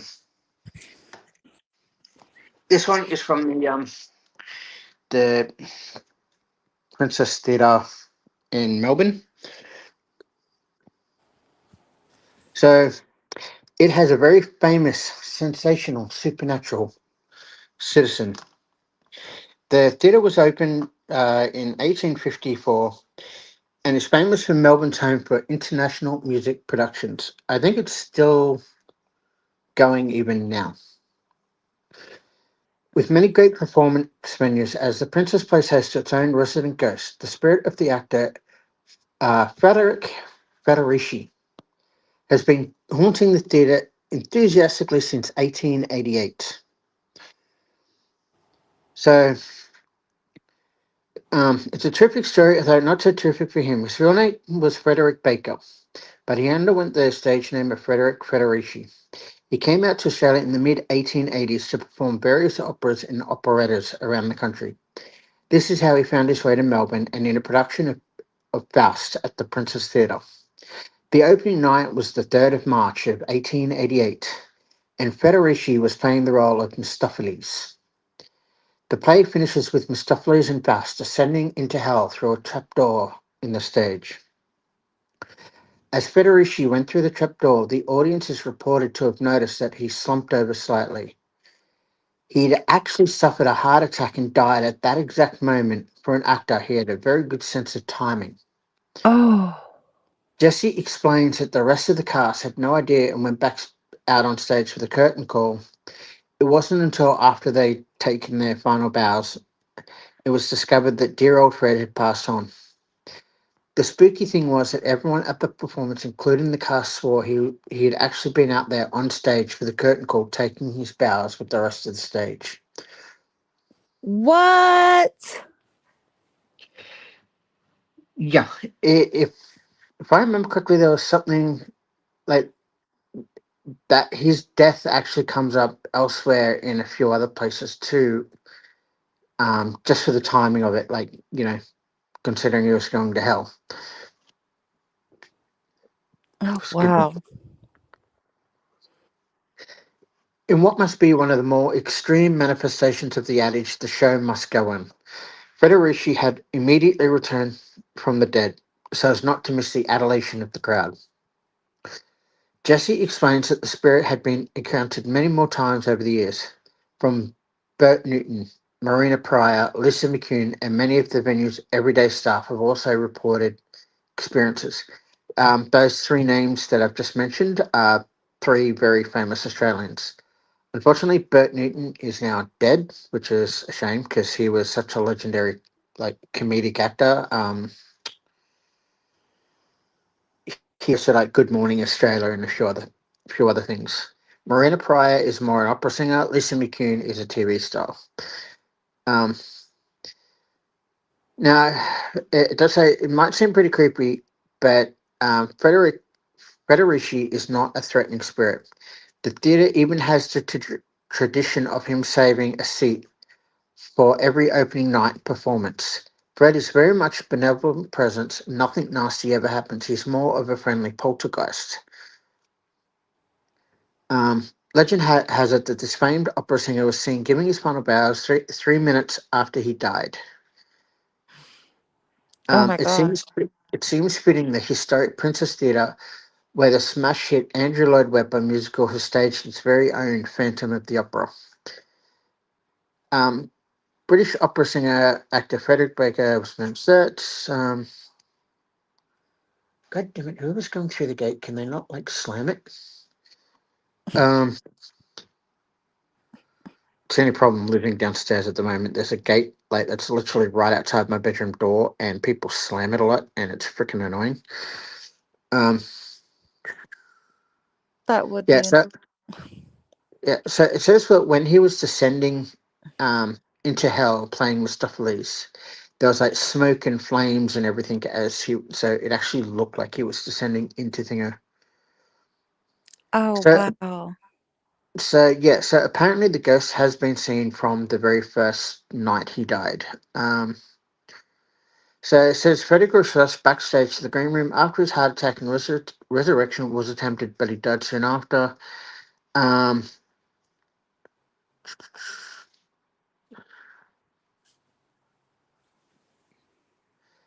so basically, when management told the actors what had happened, they said when this happened, well after his final scenes, we took him backstage, but he passed away. And the actor said, no, that's impossible because he was on stage with us giving his curtain call. The spirit of the Italian-born singer has been supposedly haunting the theatre enthusiastically ever since, with many reported sightings over the years by the performers and staff. With the long-standing tradition, a seat is always saved for Federici's ghost on each opening night of a new production, as it was for the classic Phantom of the Opera, which tells of an entity believed to haunt a Paris opera house. Um, yeah, that's just yeah. So that's the story of Frederick, uh, I like the fact that Federici. he took his final bow. Yeah, I think he wasn't truly dead at that stage. I think he might have been like hovering between that life and death, which gave him that ability to be able to go and take his final bow. That's what I'd like to believe. Oh, like a transition period? Yeah. Oh, interesting. So before he like left his life completely, like he was still attached, and it's like no curtain call that has the show must go on, and check the show at all costs. So that's what he did. Oh, that makes sense. Maybe that's what his like last final business was. Maybe, but the fact that he's still there, and but the fact that he's such a friendly ghost is kind of unique. Yeah. You don't hear about a lot of friendly ghosts.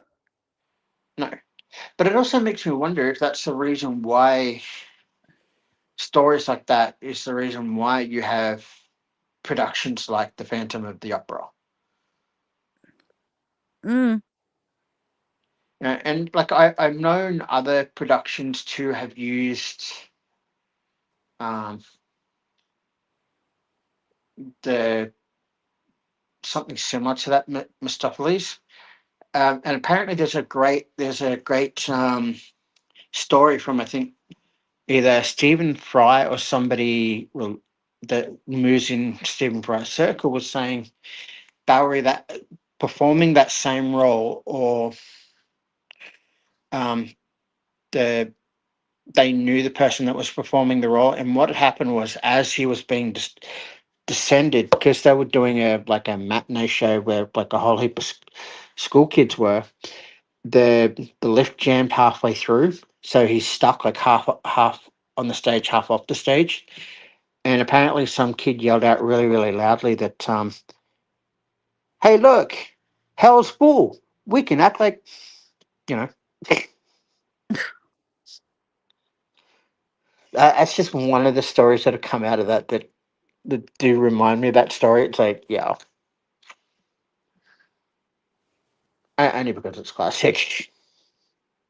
Yeah. Um, what do you want to do tomorrow? Are you available tomorrow? What's tomorrow? Tomorrow's Wednesday. I should be free tomorrow. It's up to you what you want to do. Like I know I still gotta do like because that Q station and the insane asylums and all that are gonna take a fair bit of research to do. Um, Only because there's so much I have to go through and do to get it done. I'm happy for something quick and fast, and I think we'd arranged with Kenny to do a topic as well. Okay. So you might want to. check with her to see if she wanted to join, because I know I didn't see it today. Like even in some of the early streams, I didn't really see her. Yeah, I think she's taking taking a rest. Yeah. But I'll check in with her, and I mean, I still have some stories that I can talk about out as far as hotels and pubs and diners and stuff, so I could cover that tomorrow too.